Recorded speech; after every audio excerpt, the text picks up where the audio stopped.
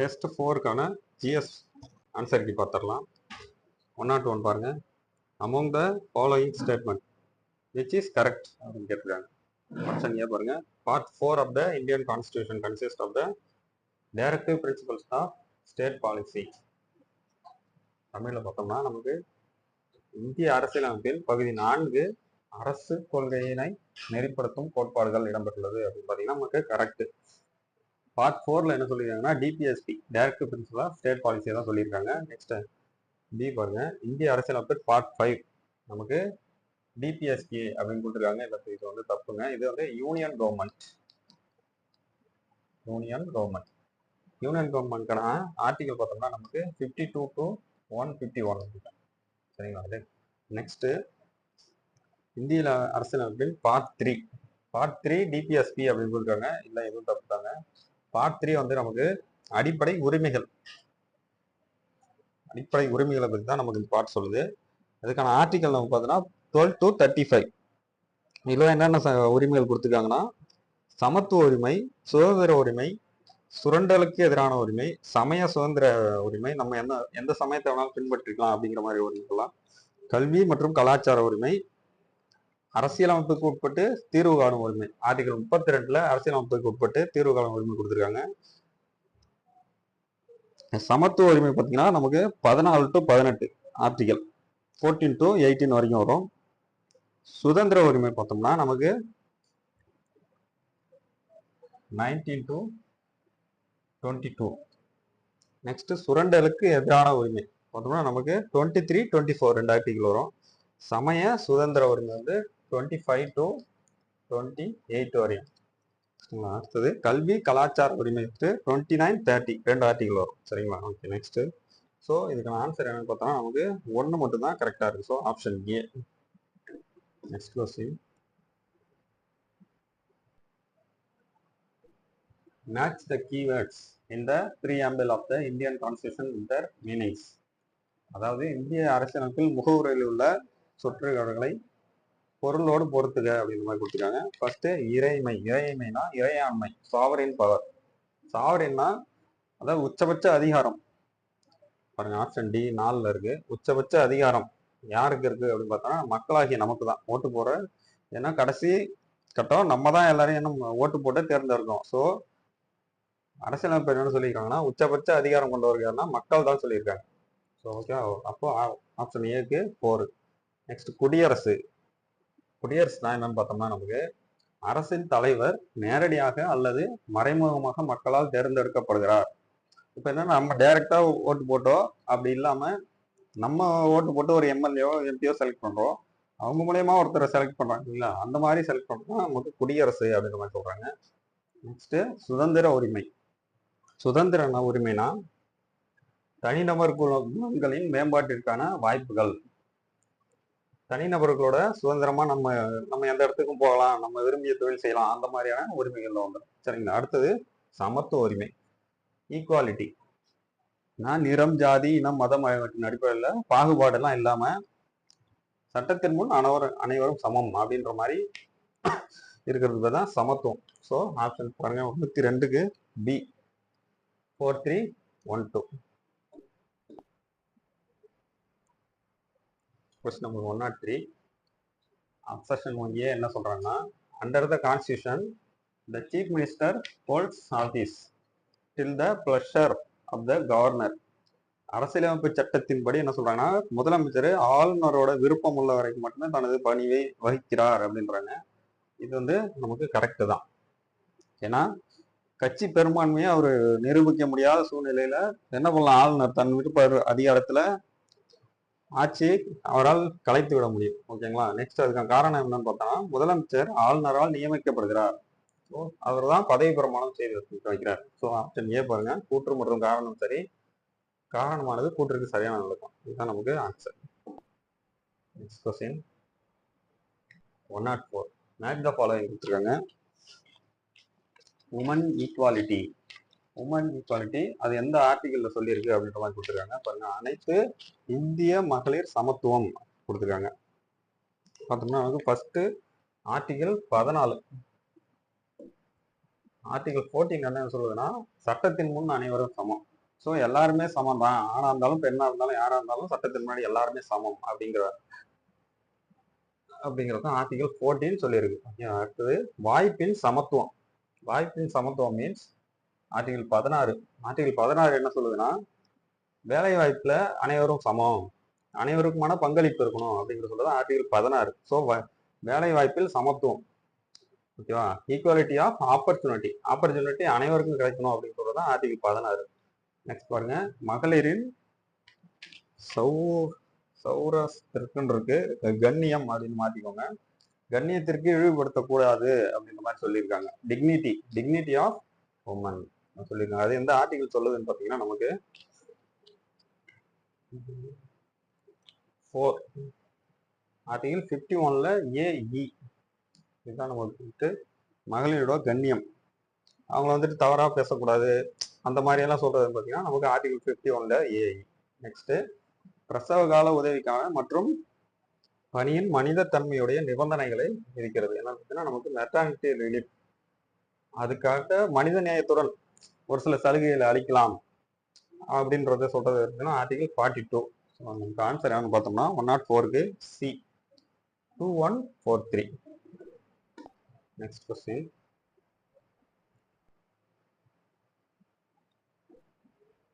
Economic justice as one of the objectives of the Indian Constitution has been provided in. அதாவது பொருளாதார நீதி அப்படிங்கிறது அரசியலமைப்புல எந்த பகுதியில் குறிப்பிட்டிருக்காங்க அப்படின்ற மாதிரி கேள்வி கேட்குறாங்க. பாருங்க, நமக்கு அரசியலமைப்போட முகவுரை மற்றும் டிபிஎஸ்பியில தான் நமக்கு பொருளாதார நீதி அப்படிங்கிற அந்த கருத்தை முன் வைக்கிறாங்க. டிபிஎஸ்பினா என்னன்னா, கவர்மெண்ட்டுக்கு அறிவுரை கூறுற மாதிரி, ஓகேங்களா. இப்போ அடிப்படை கடமைகள் அப்படின்னா என்னன்னு பார்த்தோம்னா, நம்ம மக்களாகிய நமக்கு வந்துட்டு அறிவுரைகள் ஒரு சில இதெல்லாம் நம்ம ஃபாலோ பண்ணணும், நமக்கே தெரியணும் அப்படிங்கிற மாதிரி கூறுறது தான் நமக்கு அடிப்படை கடமைகள், ஓகேவா. So option B is the correct answer. Next question, 106. Ideal of liberty, equality and fraternity has been taken from. சுதந்திரம், சமத்துவம் மற்றும் சகோதரத்துவம் கொள்கை எங்கிருந்து கொண்டு வரப்பட்டது அப்படின்னு கேட்குறாங்க.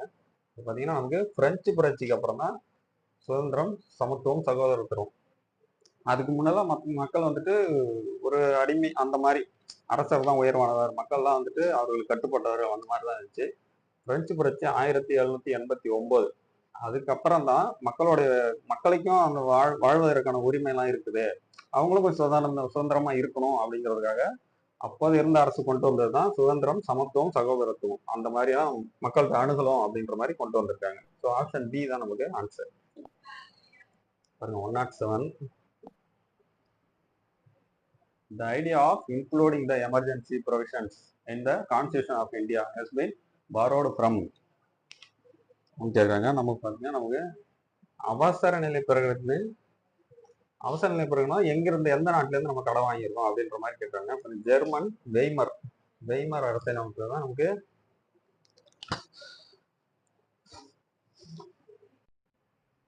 அவசர நிலையை நம்ம ஜெர்மன்ல இருந்து எடுத்திருக்கோம், சரிங்களா. இப்போ என்ன அது பற்றி கூறிய பார்ட் என்னன்னு பார்த்தோம்னா நமக்கு பார்ட் 18 தான் அவசர நிலை பற்றி குறிப்பிடுது. அதுல ஆர்டிகிள் பார்த்தோம்னா நமக்கு முக்கியமான ஆர்டிகிள் என்னென்ன அப்படின்னு பார்த்தோம்னா 352, ஆர்டிகிள் 356, நெக்ஸ்ட் ஆர்டிகிள் 360. ஆர்டிகிள் 352 என்னன்னு பார்த்தோம்னா வந்து தேசிய நெருக்கடி, தேசிய அளவில் ஏதாவது பிரச்சனைகள் இல்லை அயல் நாட்டு படையெடுப்பு அந்த மாதிரி டைம்ல தான் நமக்கு 352 யூஸ் பண்ணி அவசர நிலை பிரகடனப்படுத்துவாங்க. ஸோ இந்த அவசர நிலை பிரகடனப்படுத்திட்டாங்கன்னா நம்மளோட அடிப்படை உரிமைகள்ல கூட நிறுத்தி வைக்கலாம் அப்படின்னு சொல்றாங்க, சரிங்களா. நெக்ஸ்ட் ஆர்டிகல் 356, இது ஸ்டேட்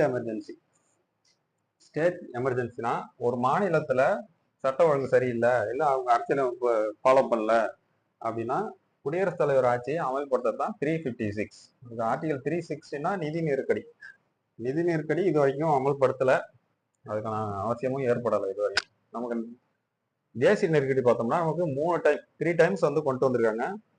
இப்போனா 1962 இப்போ சீனாவோட போறப்ப ஒரு முறை கொண்டு வந்திருக்காங்க. அடுத்து நெக்ஸ்ட் 1971 ஒரு முறை கொண்டு வந்திருக்காங்க. பாகிஸ்தானோட அப்போ போர் நடந்துச்சு. நெக்ஸ்ட் 1975 ஒரு முறை கொண்டு வந்திருக்காங்க. அப்போ இந்திரா காந்தி அவர்களுக்கு பிஎம் இருந்தப்ப ஒரு முறை கொண்டு வந்திருக்காங்க. ஸோ அடுத்து ஆர்டிகல் 356 பார்த்தோன்னா ஸ்டேட் எமர்ஜென்சி நமக்கு 9 முறை இது வரைக்கும் கொண்டு வந்திருக்காங்க. அதிகபட்சமா கேரளா மற்றும் பஞ்சாப்ல அதிகபட்சமா 9 முறை கொண்டு வந்திருக்காங்க. ஃபர்ஸ்ட் எங்க கொண்டு வந்தாங்கன்னா பஞ்சாப்ல தான் ஃபர்ஸ்ட் ஸ்டேட் எமர்ஜென்சி கொண்டு வந்திருக்காங்க. நெக்ஸ்ட் கொஸ்டின் 108 பின்வருவனவற்றுள் சரியானவற்றை தேர்வு செய்ய. Consider the following statement and the correct one, find the correct one அப்படின்னு கேட்டிருக்காங்க. ஜனநாயக அரசாங்கம் சுதந்திரமானது அப்படின்னு போட்டுருங்க. A democratic government may be liberal one. சுதந்திரமான அரசாங்கமா அப்படின்னா ஆமாங்க, கரெக்ட் தான்.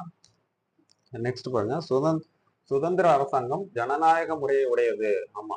A liberal government may be a democratic. ஜனநாயக முறை தானே, நம்ம நாடுலாம் ஜனநாயக முறைப்படி தான் இருக்கு. சரிங்களா? அடுத்தது ஜனநாயகம் ஒரு கூட்டு குழுமம் சார்புடையதா அப்படின்னா கிடையாதுங்க, தவறு. அடுத்த ஆப்ஷன் பாருங்க, சுதந்திர ஜனநாயகம் பொது நலம் சார்புடையதுன்னா ஆமா, பொதுமக்களுக்காக தான் அனைத்துமே செயல்படுது. ஸோ பொதுநல ஜனநாயகம் தான்.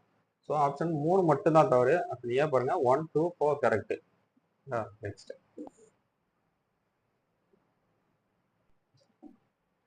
109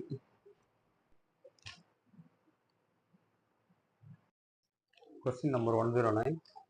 Which of the following statement is wrong? இன்னொரு ஒன்று தவறான கூற்று எதுன்னு கேட்டிருக்காங்க.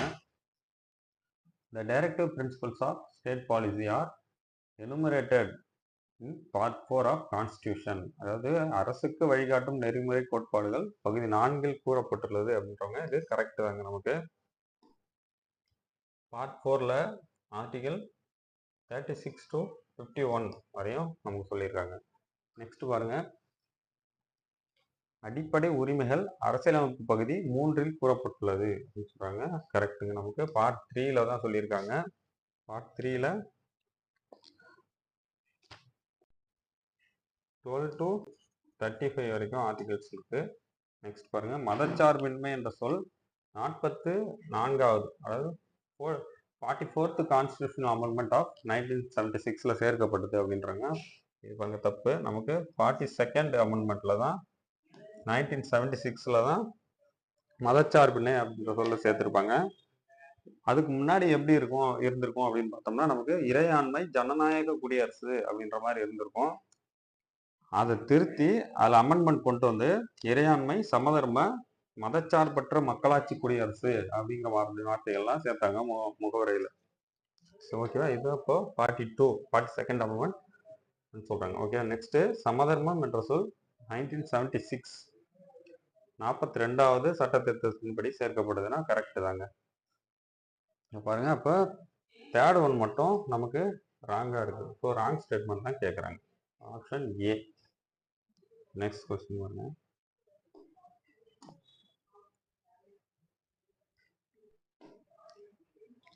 பாருங்க, identity the original states before its bifurcation. அதாவது மாநிலங்களை தனியாக பிரிப்பதற்கு முன்பாக அது எந்த மாநிலத்தோட இருந்துச்சு, ஒன்னா இருந்துச்சு, எந்த மாநிலத்துல அந்த மாநிலத்தை பிரிச்சாங்க அப்படின்ற மாதிரி கொடுத்துருக்காங்க. பாருங்க, ஃபர்ஸ்ட் ஹரியானா எடுத்துட்டோம்னா நமக்கு பஞ்சாப்ல இருந்து தான் பிரிச்சிருக்காங்க. 1966ல ஹரியானாவை வந்து பஞ்சாப்ல இருந்து பிரிச்சு கொண்டு வந்திருப்பாங்க. நெக்ஸ்ட் பாருங்க, ஜார்க்கண்ட் வந்து நமக்கு பீகார்ல இருந்து கொண்டு வந்திருப்பாங்க. இயர் பார்த்தோம்னா நமக்கு 2000ல கொண்டு வந்திருப்பாங்க. நெக்ஸ்ட் உத்தராஞ்சல் யூபில இருந்து கொண்டு வந்திருப்பாங்க. இதுவும் 2000 தான்.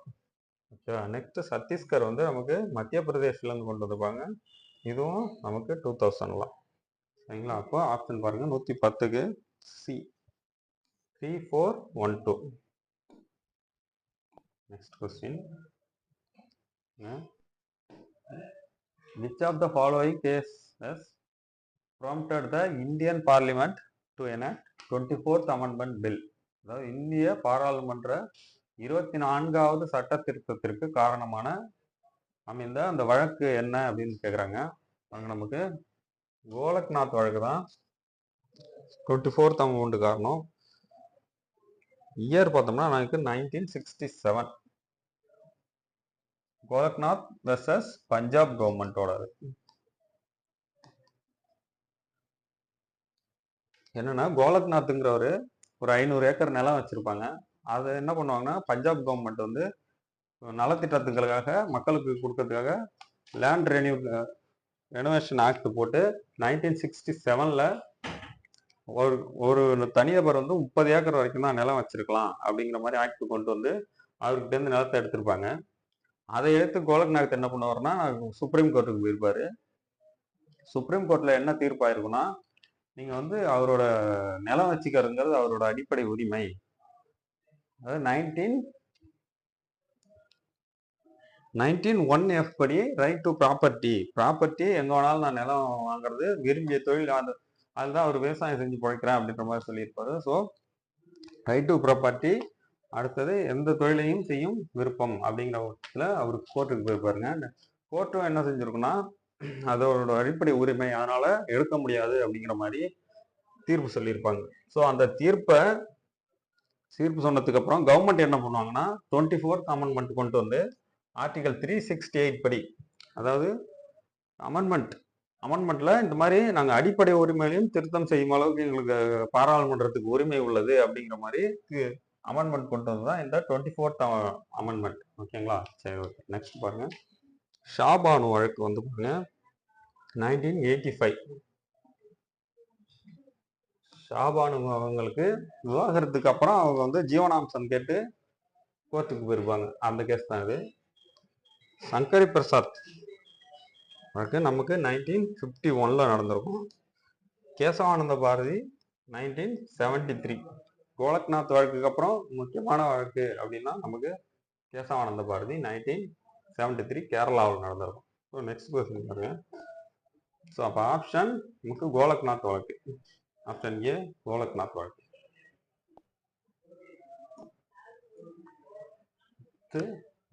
Fundamental duties were incorporated in the Constitution of the recommendation of. அரசியல் சாசன சட்டத்தில் எதன் சிபாரிசு அடிப்படையில் அடிப்படை கடமைகள் சேர்க்கப்பட்டது அப்படின்னு நம்ம கேட்குறாங்க. நமக்கு யாருடைய எந்த குழு பரிந்துரை செய்தது அப்படின்னு பார்த்தோம்னா நமக்கு ஸ்வரன் சிங் கமிட்டி தான் பரிந்துரை பண்ணியிருப்பாங்க. 1976 தான் பரிந்துரை பண்ணியிருப்பாங்க. ஸோ இது எந்த பார்ட்ல இருக்குன்னா பார்ட் 4A. பார்ட் 4A தான் கொண்டு வந்திருப்பாங்க நமக்கு. இது அரசியலமைப்பு உருவாக்கும் போதே இந்த பார்ட் 4 இருந்துச்சுன்னா இல்லைங்க, அப்போல்லாம் எழுதலை. அப்போ வந்துட்டு மக்களுக்கு என்ன கான்ஸ்டியூஷன் எழுதுனவங்க என்ன நினைச்சிருப்பாங்கன்னா, ஸோ மக்களுக்கு வந்து கடமைகள் அவங்களுக்கே தெரிஞ்சிருக்கும், இதை நம்ம வந்து தனியாக சொல்லணும் அவசியம் இல்லை, மேபி அவங்களுக்கே தெரிஞ்சிருக்கலாம் அப்படின்ற மாதிரி அதை அப்போதைக்கு சொல்லலை. ஸோ 1976 1976 மிகப்பெரிய அளவில் கலவரங்கள்லாம் நடக்குது. கலவரங்கள்லாம் நடக்கும்போது மக்கள் என்ன பண்ணுறாங்கன்னா பொது சொத்துக்களை அதிகமாக சேதப்படுத்துறாங்க. கவர்மெண்ட் ஆஃபீஸை உடைக்கிறது, கவர்மெண்ட் பஸ்ஸை உடைக்கிறது, அந்த மாதிரி கவர்மெண்ட்டுக்கு சொத்தை சேதப்படுத்தும் போது தான் கவர்மெண்ட்டுக்கு புரியுது மக்களே வந்துட்டு என்ன பண்றாங்க, மக்களுக்கு நம்ம ஒரு அறிவுரை மாதிரி நம்ம கான்ஸ்டியூஷன்ல கொடுக்கல, ஸோ அதை கண்டிப்பா சேர்த்தே ஆகணும் அப்படிங்கிறதுக்காக ஸ்வரன் சிங் தமிழ ஒரு குழுவை போட்டு என்ன பண்றாங்க, இந்த மாதிரி அடிப்படை கடமைகள் இருக்கும், அந்த மாதிரி நீங்க சிபாரிசு பண்ணுங்கன்னு சொல்றாங்க. அவங்களோட ஸ்வரன் சிங் கமிட்டியோட பரிந்துரையின் அடிப்படையில தான் நமக்கு அடிப்படை கடமைகள் சேர்த்தாங்க. 1976 10 அடிப்படை கடமைகள் சேர்த்தாங்க. இப்போ 10 இருக்கான்னா இல்லைங்க, இப்போ 11 இருக்கு. ஸோ எக்ஸ்ட்ரா எப்படின்னா 86th அமெண்ட்மெண்ட்ல 86th அமெண்ட்மெண்ட் படி 6ல இருந்து 16 வயதுக்கு உட்பட்ட குழந்தைகளுக்கு நீங்க இலவச கல்வி கொடுக்கணும் அப்படிங்கிறது 2002 கொண்டு வந்திருப்பாங்க. ஸோ இப்போ மொத்தம் 11 அடிப்படை கடமைகள் இருக்கு. இப்போ பாருங்க, இப்போ 112க்கு சி ஸ்வரன் சிங் கமிட்டி தான் இதற்கான அடிப்படை கடமைக்கான பரிந்துரைத்த கமிட்டி. நெக்ஸ்ட் கொஸ்டின் பாருங்க, 113. Which of the following is or true? சரியானவை எவை அப்படின்னு கேட்டிருக்காங்க. The council of ministers shall be collectively responsible to the house of the people. அமைச்சரவை கூட்டாக மக்களுக்கு பொறுப்புடையது, மக்களவைக்கு பொறுப்புடையது. ஓகே, கரெக்டுங்க. அமைச்சர்கள் தனிப்பட்ட முறையில் நிர்வாக தலைமைக்கு பொறுப்புடையவர்கள் ஆவர். தனிப்பட்ட முறையில, அவர்களோட தனிப்பட்ட முறையில நிர்வாக தலைமையா பிரதமருக்கு பொறுப்புடையவர்கள். சரியா? தனித்தனியா ஒவ்வொருத்தரும் பிரதமருக்கு பொறுப்பானவர்களா இருக்கணும் அப்படின்றாங்க. நெக்ஸ்ட், குடியரசுத் தலைவர் விரும்பும் வரை அமைச்சர்கள் பதவி வகிப்பார்கள் அப்படின்னு சொல்றாங்க. இதுவும் கரெக்ட் தாங்க. நெக்ஸ்ட் பாருங்க, அமைச்சரவை கூட்டாக பிரதம அமைச்சருக்கு பொறுப்புடையதாகன்றாங்க. இல்லைங்க, இது வந்து மக்களவைக்கு பொறுப்புடையவர்கள். அமைச்சரவையெல்லாம் கூட்டாக மக்களவைக்கு தான் பொறுப்புடையது. அப்ப 4 மட்டும் தப்பா இருக்கு. பாருங்க, ஆப்ஷன் 1, 2, 3, ஆப்ஷன் சி தான் correct. Next question.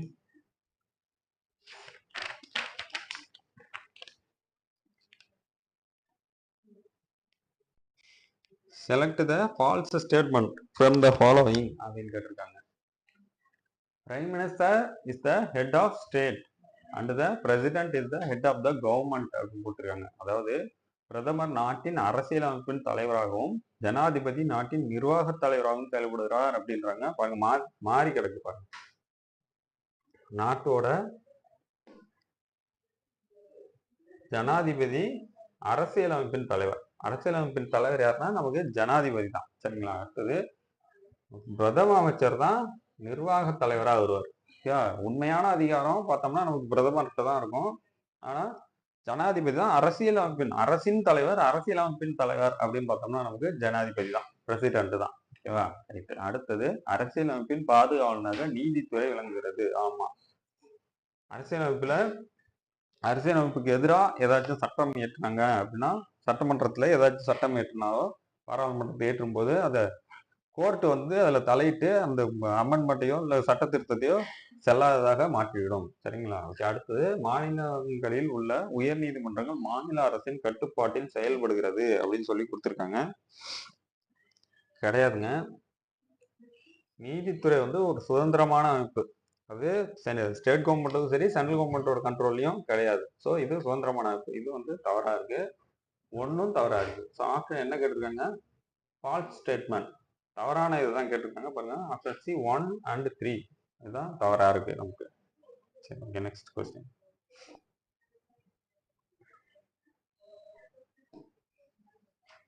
Match the following கொடுத்துருக்காங்க. நேரு, இந்திரா காந்தி, விபி சிங், பிவி நரசிம்மராவ் அப்படின்னு கொடுத்துருக்காங்க. பாருங்க, நேரு வந்துட்டு நமக்கு இந்திய சீன போர் அப்போ பிரதமராக இருந்திருப்பாரு. இது எப்போ நடந்திருக்கும்னா 1962 தான் இந்தியா சீனா வார் நடந்திருக்கும். சரிங்களா? அடுத்தது, இந்திரா காந்தி அவர்கள் பாத்தீங்கன்னா அவசர நிலைனா 1976 இந்திரா காந்தி அவர்கள் பீரியட்ல தான் அவசர நிலை, எமர்ஜென்சி பீரியட் அவங்க அனௌன்ஸ் பண்ணியிருப்பாங்க. ஓகேங்களா? அடுத்தது பாருங்க, விபி சிங் வந்து நமக்கு மண்டல் கமிஷனோட பரிந்துரையை அமல்படுத்தியிருப்பார். ஓபிசிக்கு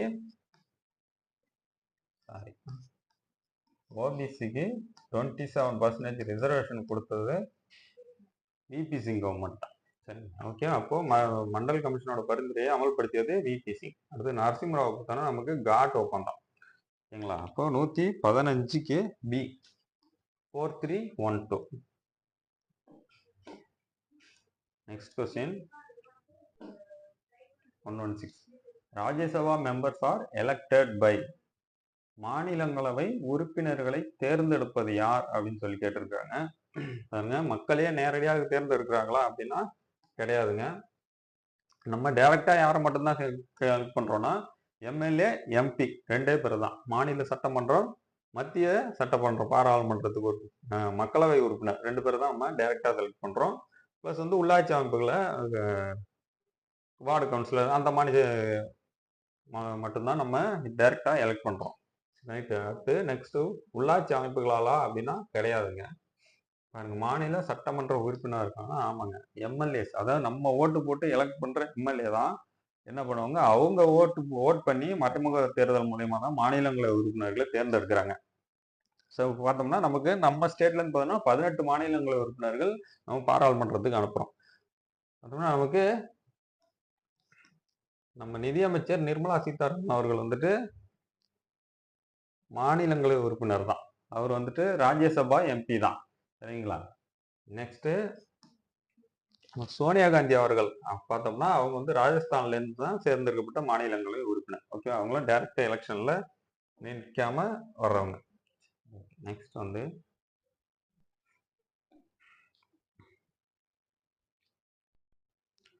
which of the following provisions can be amended by simple majority in the parliament?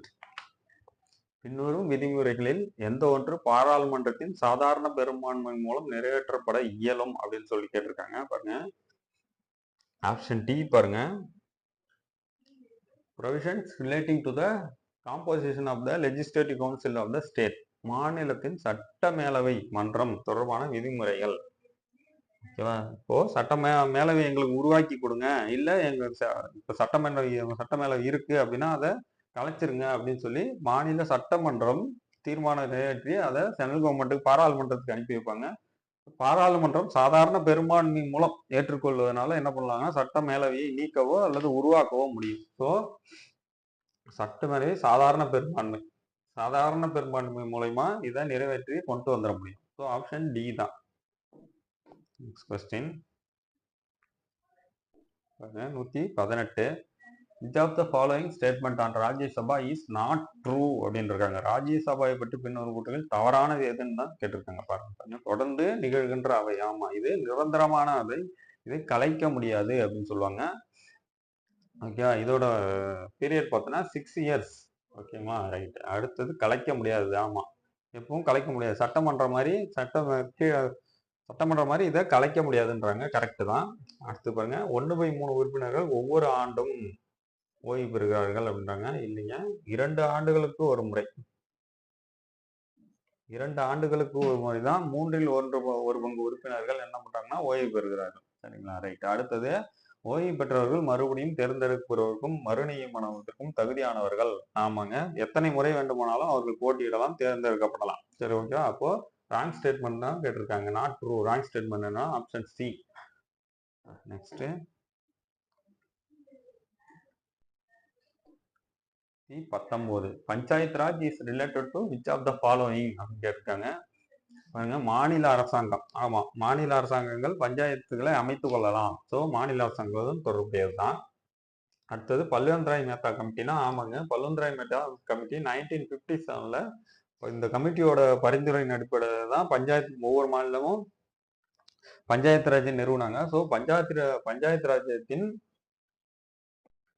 மகா சாசனம் என்று அழைக்கப்படுவது பல்வந்த்ராய் மேத்தாவோட கமிட்டியோட அறிக்கை தான். ஸோ 73வது சட்ட திருத்தமான, ஆமாங்க, 73 மற்றும் 74வது சட்ட திருத்தம்.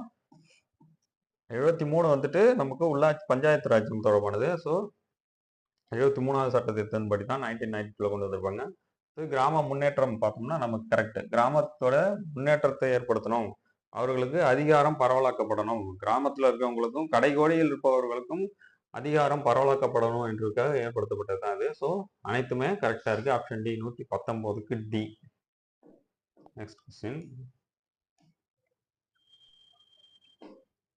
Question number 120. Match the following கொடுத்துருக்காங்க. ஹைகோர்ட்ஸ் அது எந்த வருஷம் உருவாக்குனாங்க அப்படின்ற மாதிரி கேட்டிருக்காங்க. பாருங்க, அலகாபாத் உயர் நீதிமன்றம் 1896ல உருவாக்கியிருப்பாங்க. டெல்லி ஹைகோர்ட் வந்துட்டு நமக்கு 1966ல உருவாக்கியிருப்பாங்க. கர்நாடகா ஹைகோர்ட் வந்து 1884. மெட்ராஸ் வந்துட்டு 1862. இப்போ 120க்கு option D 4321. Next question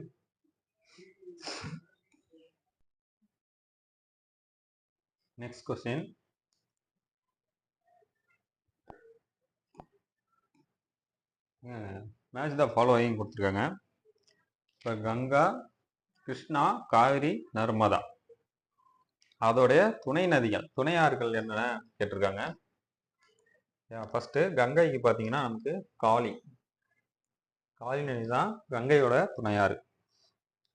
Ganga எங்க உற்பத்தி ஆகுதுன்னு பார்த்தோம்னா உத்தரகாண்ட் மாநிலத்தில் உத்தர்காசி அப்படிங்கிற இடத்துல உற்பத்தி ஆகுது. நம்ம இந்தியாவில் 25 கிலோமீட்டர்ஸ். வந்து நம்ம இந்தியாவில் பாயுது. இந்தியாவுடைய மிகப்பெரிய நதி. சரிங்களா? அடுத்தது பாருங்க, கிருஷ்ணா நதியோட துணை நதி பார்த்தோம்னா நமக்கு பீமா. கிருஷ்ணா நதி எங்க உற்பத்தி ஆகுதுன்னா மகாராஷ்டிரா பகுதியில் மகாபலேஸ்வர் அப்படிங்கிற இடத்துல உற்பத்தி ஆகுது. 1300 கிலோமீட்டர் பாய்ஞ்சு வங்காள விரிகுடாக்கடலில் கலக்குது. நெக்ஸ்ட் பாருங்க, நமக்கு காவிரி ஆறு. காவிரி ஆறோட துணை நதி வந்து அமராவதி. காவிரி ஆறு பார்த்தீங்கன்னா நமக்கு 800 கிலோமீட்டர் பாயுது. நம்ம பெரும்பாலான பகுதி எங்கன்னா நமக்கு தமிழ்நாட்டில் தான் பாயுது. இது 64 கிலோமீட்டர் வந்து இந்தியா, அதாவது தமிழ்நாட்டுக்கும் கர்நாடகாவுக்கும் இடையில எல்லையிலேயே 64 கிலோமீட்டர் பாஞ்சு வருது. சரிங்களா? நெக்ஸ்ட் இது இல்லாம நொய்யல், அமராவதி போன்ற துணையாறுகளும் இதுக்கு இருக்கு. சரிங்களா? நெக்ஸ்ட் பாருங்க, நர்மதா. நர்மதா வந்து தாவோ. இந்த நர்மதான்னு பார்த்தோம்னா நமக்கு அமர்கண்டக் பீடபூமியில உற்பத்தி ஆகுது. இதோட நீளம் நம்ம பார்த்தோம்னா 1290 1290 கிலோமீட்டர் நீளம் பாய்ஞ்சு நமக்கு வந்துட்டு இதுதான் மேற்கு நோக்கி பாய்ஞ்சு அரபிக்கடல்ல கலக்குது. சரிங்களா? நர்மதா, தபதி, இந்த அந்த ஆறுகள்லாம் அரபிக்கடல்ல கலக்கக்கூடிய ஆறுகள். ஸோ இப்போ ஆன்சர் நமக்கு பார்த்தோம்னா 121க்கு ஏ, 3412. நெக்ஸ்ட், வேட்டங்குடி பறவைகள் சரணாலயம் எங்கு அமைந்துள்ளது கேக்குறாங்க. நமக்கு சிவகங்கையில தான் வேட்டங்குடி பறவைகள் சரணாலயம் அமைஞ்சிருக்கு. இது இல்லாம என்ன அமைஞ்சிருக்கு அப்படின்னு பார்த்தோம்னா நமக்கு வடுவூர். வடுவூர் பேர்ட் சாங்சுரி எங்க இருக்கு அப்படின்னு பார்த்தோம்னா திருவாரூர்ல இருக்கு. திருவாரூர்ல வடுவூர் பேர்ட் சாங்சுரி இருக்கு. அடுத்தது கூந்தன்குளம். கூந்தன்குளம் எங்க இருக்குன்னா நமக்கு திருநெல்வேலிய இருக்கு. அடுத்தது காரைவெட்டி பறவைகள் சரணாலயம் எங்க இருக்குன்னா நமக்கு அரியலூர்ல இருக்கு. திருத்தங்கால் எங்க இருக்குன்னா ராமநாதபுரம். ஓகேங்களா? சரி, அப்போ இதுக்கு ஆன்சர் வந்து சி. நெக்ஸ்ட் 123. சங்க காலத்தில் தமிழர்களின் வணங்கிய முக்கிய கடவுள் எது அப்படின்னு கேக்குறாங்க. The most favourite god of the Tamils during the Sangam age. சங்க காலத்துல எந்த கடவுள் முக்கியமான கடவுளா வணங்கினாங்க அப்படின்னு பார்த்தோம்னா நமக்கு முருக கடவுளை தான் முக்கியமான கடவுளாகவும் வணங்கினாங்க. முருக கடவுள் தான் போர்க்கடவுள் அப்படின்னும் அழைக்கப்படுறாரு. அப்போ மக்கள் வந்து போர்க்கடவுளாக நினைச்சது கும்பிட்டது வந்து பார்த்தீங்கன்னா நமக்கு முருகன் தான். இவர் வந்து என்னன்னு பார்த்தோம்னா நமக்கு குறிஞ்சி நில மக்கள். குறிஞ்சி நில மக்களை வந்து முழுமுதற் கடவுள் அப்படின்ற மாதிரி பார்த்தோம்னா நமக்கு முருகன் தான். சரிங்களா? அடுத்து திருமால் பார்த்தோம்னா நமக்கு முல்லை நில மக்கள். முல்லை நில மக்களின் முதல் கடவுள் அப்படின்னா பார்த்தீங்கன்னா நமக்கு திருமால். அவங்க இல்ல முல்லை நில மக்கள் வணங்கின தெய்வம் அப்படின்னாலும் திருமால் தான். ஓகே. அடுத்தது வருணர். வருணன் வந்து நெய்தல் நில மக்கள் வாங்கின தெய்வம் தான் வருணன். ஓகேவா? இது போக மருத நில மக்கள். மருத நில மக்கள் வந்து இந்திரனை கடவுளா வணங்கினாங்க. சரிங்களா? ஓகே. அப்போ ஆப்ஷன் டி தான் அதுக்கான ஆன்சர். நெக்ஸ்ட் क्वेश्चन பாருங்க. தமிழ் இலக்கியத்தில் புனையப்பட்ட முதல் புதினம் எதுன்னு கேக்குறாங்க. Name of the first novel in Tamil literature ஏன்னு பார்த்தா நமக்கு பிரதாப முதலியார் சரித்திரம்.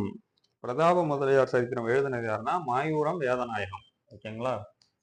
மாயூரம் வேதநாயகம் அவர் தான் இந்த பிரதாப முதலியார் சரித்திரம் நூலை எழுதியிருக்கார். அடுத்தது நெக்ஸ்ட் வந்து தேம்பாவணி வீரமாமுனிவர். தொல்காப்பியம் நமக்கு தொல்காப்பியர். குற்றால குறவஞ்சி வந்து திரிகூட ராசப்ப கவிராயர். திரிகூட ராசப்ப கவிராயருடைய கவிதை கிரீடம் அப்படின்னு அழைக்கப்படுறது நமக்கு குற்றால குறவஞ்சி. ஸோ இப்போ முதல் புதினம் அப்படின்னு பார்த்தோம்னா நமக்கு பிரதாப முதலார் சரித்திரம். சரிங்களா? நெக்ஸ்ட் क्वेश्चन 125 பாருங்க. மேட்ச் த ஃபாலோயிங் கேட்டிருக்காங்க. சுப்பிரமணிய பாரதி, பாரதிதாசன், நாமக்கல் ராமலிங்கம் பிள்ளை, கவிமணி தேசிய விநாயகனார் கொடுத்துருக்காங்க. ஃபர்ஸ்ட் பாருங்க, சுப்பிரமணிய பாரதி வந்து சுதேச கீதங்கள் அப்படிங்கிற நூல் எழுதியிருப்பாரு. இது எந்த வருஷம் நம்ம பார்த்தோம்னா 1908 1908ல எழுதியிருப்பார்.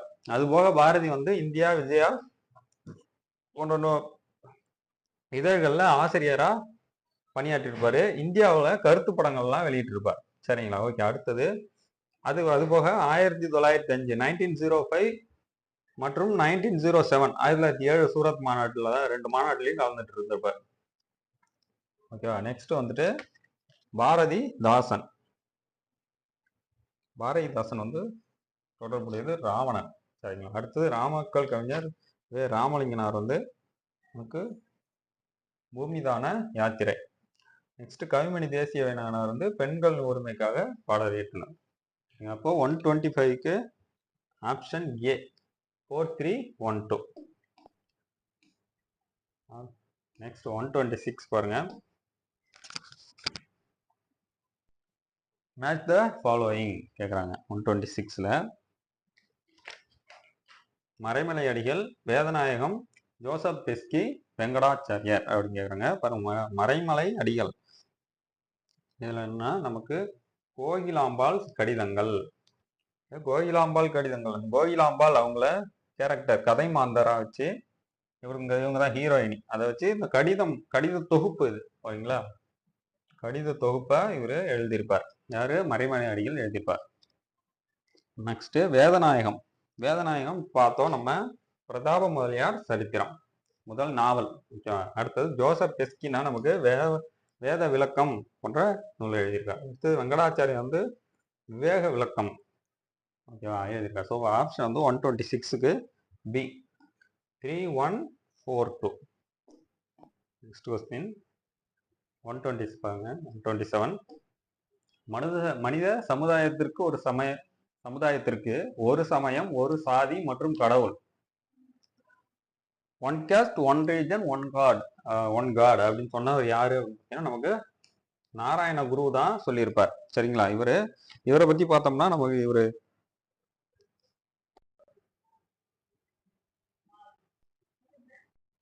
சாதிய கட்டமைப்புக்கு எதிராக போராடி இருப்பார். சரிங்களா? இவரு அருவிபுரம் அப்படிங்கிற இடத்துல ஒரு கோயிலை கட்டி அது மக்களுக்காக அர்ப்பணிச்சிருப்பாரு. எல்லா விதமான மக்களும் வந்து சாதி பேதம் இல்லாம எல்லாரும் வந்து சாமி கும்பிடணும் அப்படிங்கிற நோக்கத்திற்காக அருவிபுரத்துல ஒரு கோயிலை கட்டி எல்லாருக்காகவும் அர்ப்பணிச்சிருப்பாரு. இவரை பின்தொடர்ந்தவங்க அப்படின்னு பார்த்தோம்னா நமக்கு குமரன் ஆசான் மற்றும் டாக்டர் பால்பு அவங்களாம் வந்து நாராயண குருவால ஊக்கம் பெற்று இவரோட இயக்கத்தை முன்னெடுத்து சென்றிருக்காங்க இவருக்கு அப்புறம். சரிங்களா? நெக்ஸ்ட் கொஸ்டின் பாருங்க. 128 நீதி கட்சியின் சாதனைகளில் 2ன்னு கேட்குறாங்க. 2 achievements of the justice party. Justice பார்ட்டியோட அச்சீவ்மெண்ட்ஸ் என்ன அப்படின்ற கேட்டிருக்காங்க. பாருங்க, பிராமணர்களின் ஆதிக்கம் அப்படின்னு கேட்டிருக்காங்க. ஆதிக்கம் இல்லைங்க, ஆதிக்கத்தை குறைத்தார்கள். வகுப்புவாரி பிரதிநிதித்துவம் கொண்டு வந்து அனைவருக்குமான ஒரு சமுதாயத்தை உருவாக்குறதுக்காக பாடுபட்டாங்க. பிராமணர்களின் பிடியிலிருந்து காப்பாற்றுவதற்காக முதல்ல அடித்தளத்தை அமைத்து கொடுத்தவர்களே இந்த ஜஸ்டிஸ் பார்ட்டி தான். ரைட்டா? அடுத்தது பார்த்தீங்கன்னா இலவச மதிய உணவு திட்டத்தை சோதனை முறையில் அறிமுகப்படுத்தியவர்கள் இவர் தான். ஃபர்ஸ்ட் 1000 விளக்கு பகுதியில சோதனை முறையா கொண்டு வந்திருப்பாங்க மதிய உணவு திட்டத்தை. சரிங்களா? முழுவதுமா அமல்படுத்தினதுன்னா காமராஜர் ஐயா தான் அமல்படுத்தியிருப்பாங்க. இவங்க சோதனை முறையில கொண்டு வந்திருப்பாங்க. அடுத்தது ஏழைகளுக்கு இலவச வீட்டு மனை பட்டா வழங்கியிருக்காங்க அப்படின்றாங்க. கரெக்ட் தான். அவங்க தான் மக்களுக்காக என்ன பண்றாங்க, நிலத்தெல்லாம் ஒதுக்கீடு செஞ்சு பட்டாலாம் ஏழைகளுக்கு இலவசமா பட்டாலாம் வழங்கினாங்க. ஓகேங்களா? அடுத்தது பாருங்க, caste and wealth played vital role. சாதி மற்றும் பண செல்வாக்கு பெற தொடங்கியதா அப்படின்னா கிடையாதுங்க. அதுக்கு முன்னையில தான் என்ன பண்ணியிருந்தாங்க, ஜாதி பணம் அந்த செல்வாக்கெல்லாம் பிடியில் இருந்ததெல்லாம் இவங்களாலதான் அதுல இருந்து கொஞ்சம் கொஞ்சமா ரிலீஸ் ஆக ஆரம்பிச்சுது. ஸோ ஓகேவா? அப்போ 1-4 நமக்கு தப்பா இருக்கு. ஓகேவா? என்ன கேட்டிருக்காங்க, சாதனைகள் 2 எதுன்னு கேட்டிருக்காங்க. பி ஆப்ஷன் பி தான் நமக்கு ஆன்சர். நெக்ஸ்ட் கொஸ்டின் பாருங்க.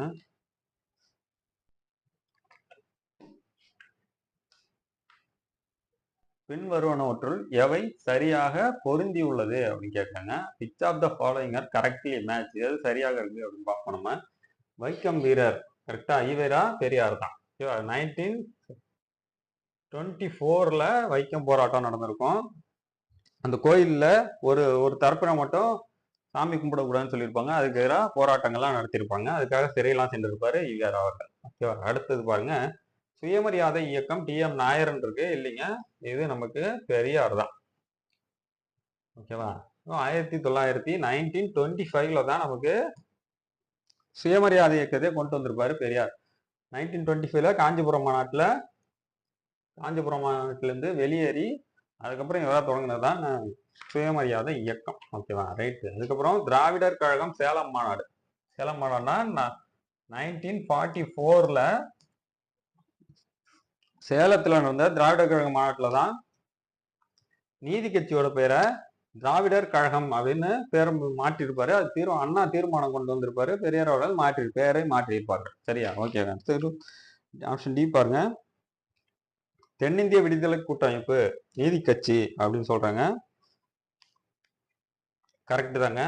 தென்னிந்திய விடுதலை கூட்டமைப்பு சில்ஃப் அப்படின்னு சொல்லுவாங்க. சவுத் இந்தியன் லிபரல் ஃபெடரேஷன் தான் பின்னாளில் நீதி கட்சி என்று அழைக்கப்பட்டது 1916ல. சரிங்களா? அப்போ 1, 3, 4 1, 3, 4 கரெக்ட். அப்போ ஆப்ஷன் டி தான் நமக்கு கரெக்டா இருக்கு.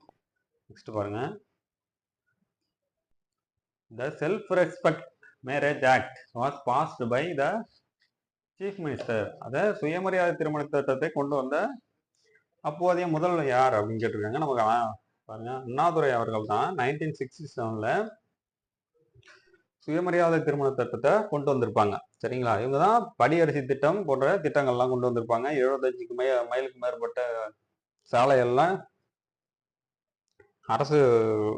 அரசுரையா மாத்திருப்பாங்க. சரிங்களா? அடுத்து நெக்ஸ்ட் கொஸ்டின் பாருங்க,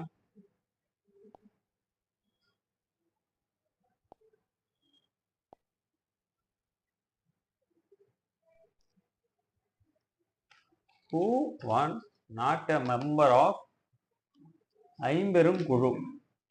ஐம்பெரும் குழுவில் இடம்பெறாதவர் யார் அப்படின்னு சொல்லி கேட்டிருக்காங்க.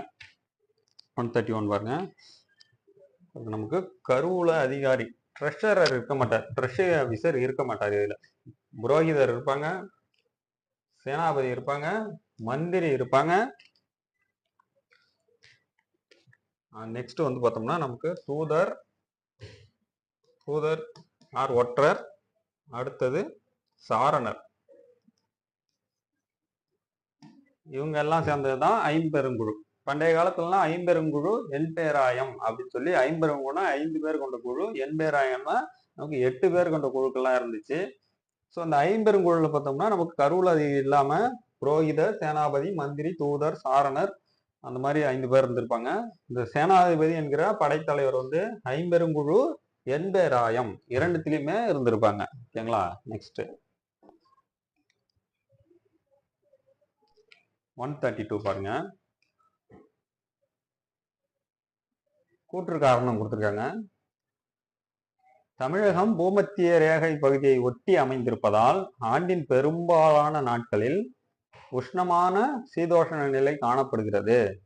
மக்கள் தகுதியான உடைகளை அணிந்தனர். சங்ககால புலவர்கள் அருமையான துணி வகைகளை தங்கள் பாடல்களில் குறிப்பிட்டுள்ளனர் அப்படின்னு சொல்றாங்க. நம்ம இது கரெக்ட் தான். ஏன்னா நம்ம என்ன பண்றோம், பூமத்திய ரேகைக்கு பக்கத்துல தான் இருக்கும். இங்க பூமத்திய ரேகை போகுதுன்னா இதுக்கு நம்ம பக்கத்துல தான் இருக்கிறோம். ஸோ என்ன பண்ணுவோம், ஆண்டு முழுக்க நமக்கு இதுல சூரிய ஒளி பட்டுக்கிட்டே இருக்கும்போது நம்மளோட பகுதி எப்பவுமே எப்படி இருக்கும், ஒரு வெப்பமான பகுதியாக தான் இருக்கும் ஆண்டு முழுவதும். ஸோ அதற்கு தகுந்த மாதிரி நம்ம ஆடை அணிந்தாதான் சீதோஷ நிலையை நம்ம தாங்கிக்க முடியுங்கிறதுனால அந்த மாதிரி ஆடைகள் அணிஞ்சிருப்பாங்கன்ட்டு பழங்காலத்துல சொல்லியிருக்காங்க பாடல்கள்னா கரெக்டு தாங்க. அடுத்தது பாருங்க, சங்ககால உயர்குடி பெண்கள் கலிங்கம் என்ற மெல்லிய பருத்தி ஆடைகளை அணிந்தனர். ஆமாங்க, கரெக்ட் தான். அந்த கலிங்கம் என்பது ஒரு 50 மீட்டர் நீளமுள்ள துணியை கூட அப்படியே மடிச்சு ஒரு வத்திப்பெட்டி அளவு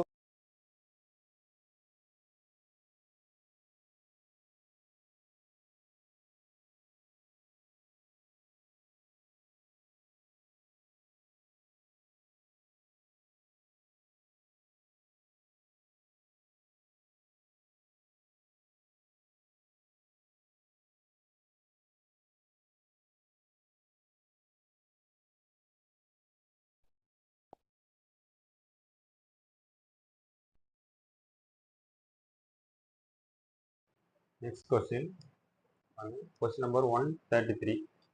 ஃபைண்ட் த கரெக்ட் ஸ்டேட்மெண்ட் அப்படின்னு போட்டுருவாங்க. CV Damodaran Pillai was author of the Tamil 1800 1800 years age அப்படின்னா 1800 ஆண்டுகளுக்கு முன் தமிழகம் என்ற நூலை எழுதியவர் சிவி தாமோதரம் பிள்ளை அப்படின்னு போட்டிருக்காங்க. பாருங்க, நமக்கு தாமோதரம் பிள்ளை இல்ல, கனகசபை.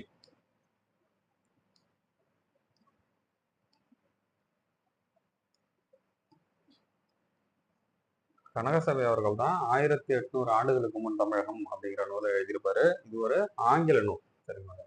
நெக்ஸ்ட் பாருங்க, சென்னை திராவிடர் கழகம் 1912 துவங்கப்பட்டது. Madras Dravidian association was started in 1912. 1912 பார்த்தோம்னா நமக்கு கரெக்ட் தாங்க. சென்னை திராவிடர் கழகம் 1912 ஏற்படுத்துது. இது சி நடேசனார் அவர்கள் தான் ஏற்படுத்தியிருப்பாங்க. ஓகேங்களா?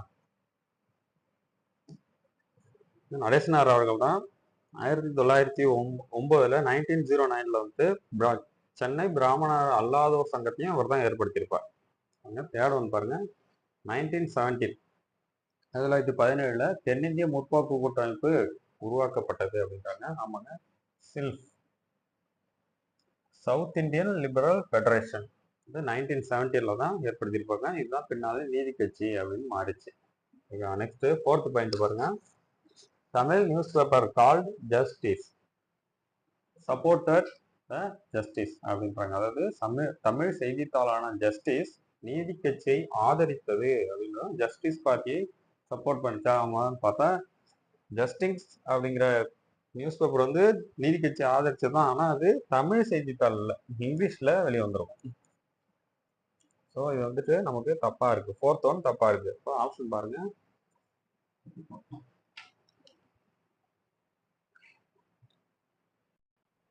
சரிங்க. 1917 கொடுத்துருக்காங்க. 17ல 1960. ஓகே, சில்ஃப் வந்து 1916 1917ல அது நீதி கட்சியா மாறி இருக்கும். ஸோ இதுவும் தவறாக தான் இருக்கு. ஸோ ஃபர்ஸ்ட் தேர்டு ஃபோர்த்து 3 தவறாக இருக்கு. ஸோ செகண்ட் மட்டும் தான் நமக்கு கரெக்டா இருக்கு. ஓகே,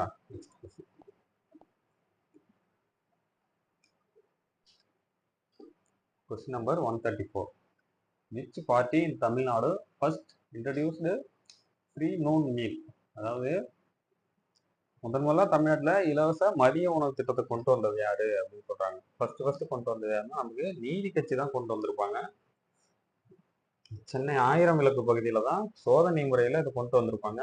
பிற்காலத்துலதான் காமராஜ் ஐயா அவர்கள் தான் முழுவதுமா தமிழ்நாடு முழுவதும் அனைத்து பள்ளிகளுக்கும் கொண்டு வந்து பார்த்தீங்கன்னா நமக்கு காமராஜர் ஐயா தான்.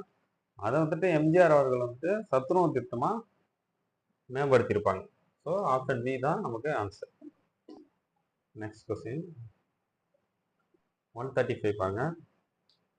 Which one of the following is not a tenancy reform? கீழ்கண்டவற்றுள் எது குத்தகைதாரர் சீர்திருத்தத்தில் ஒன்றாக இல்லை?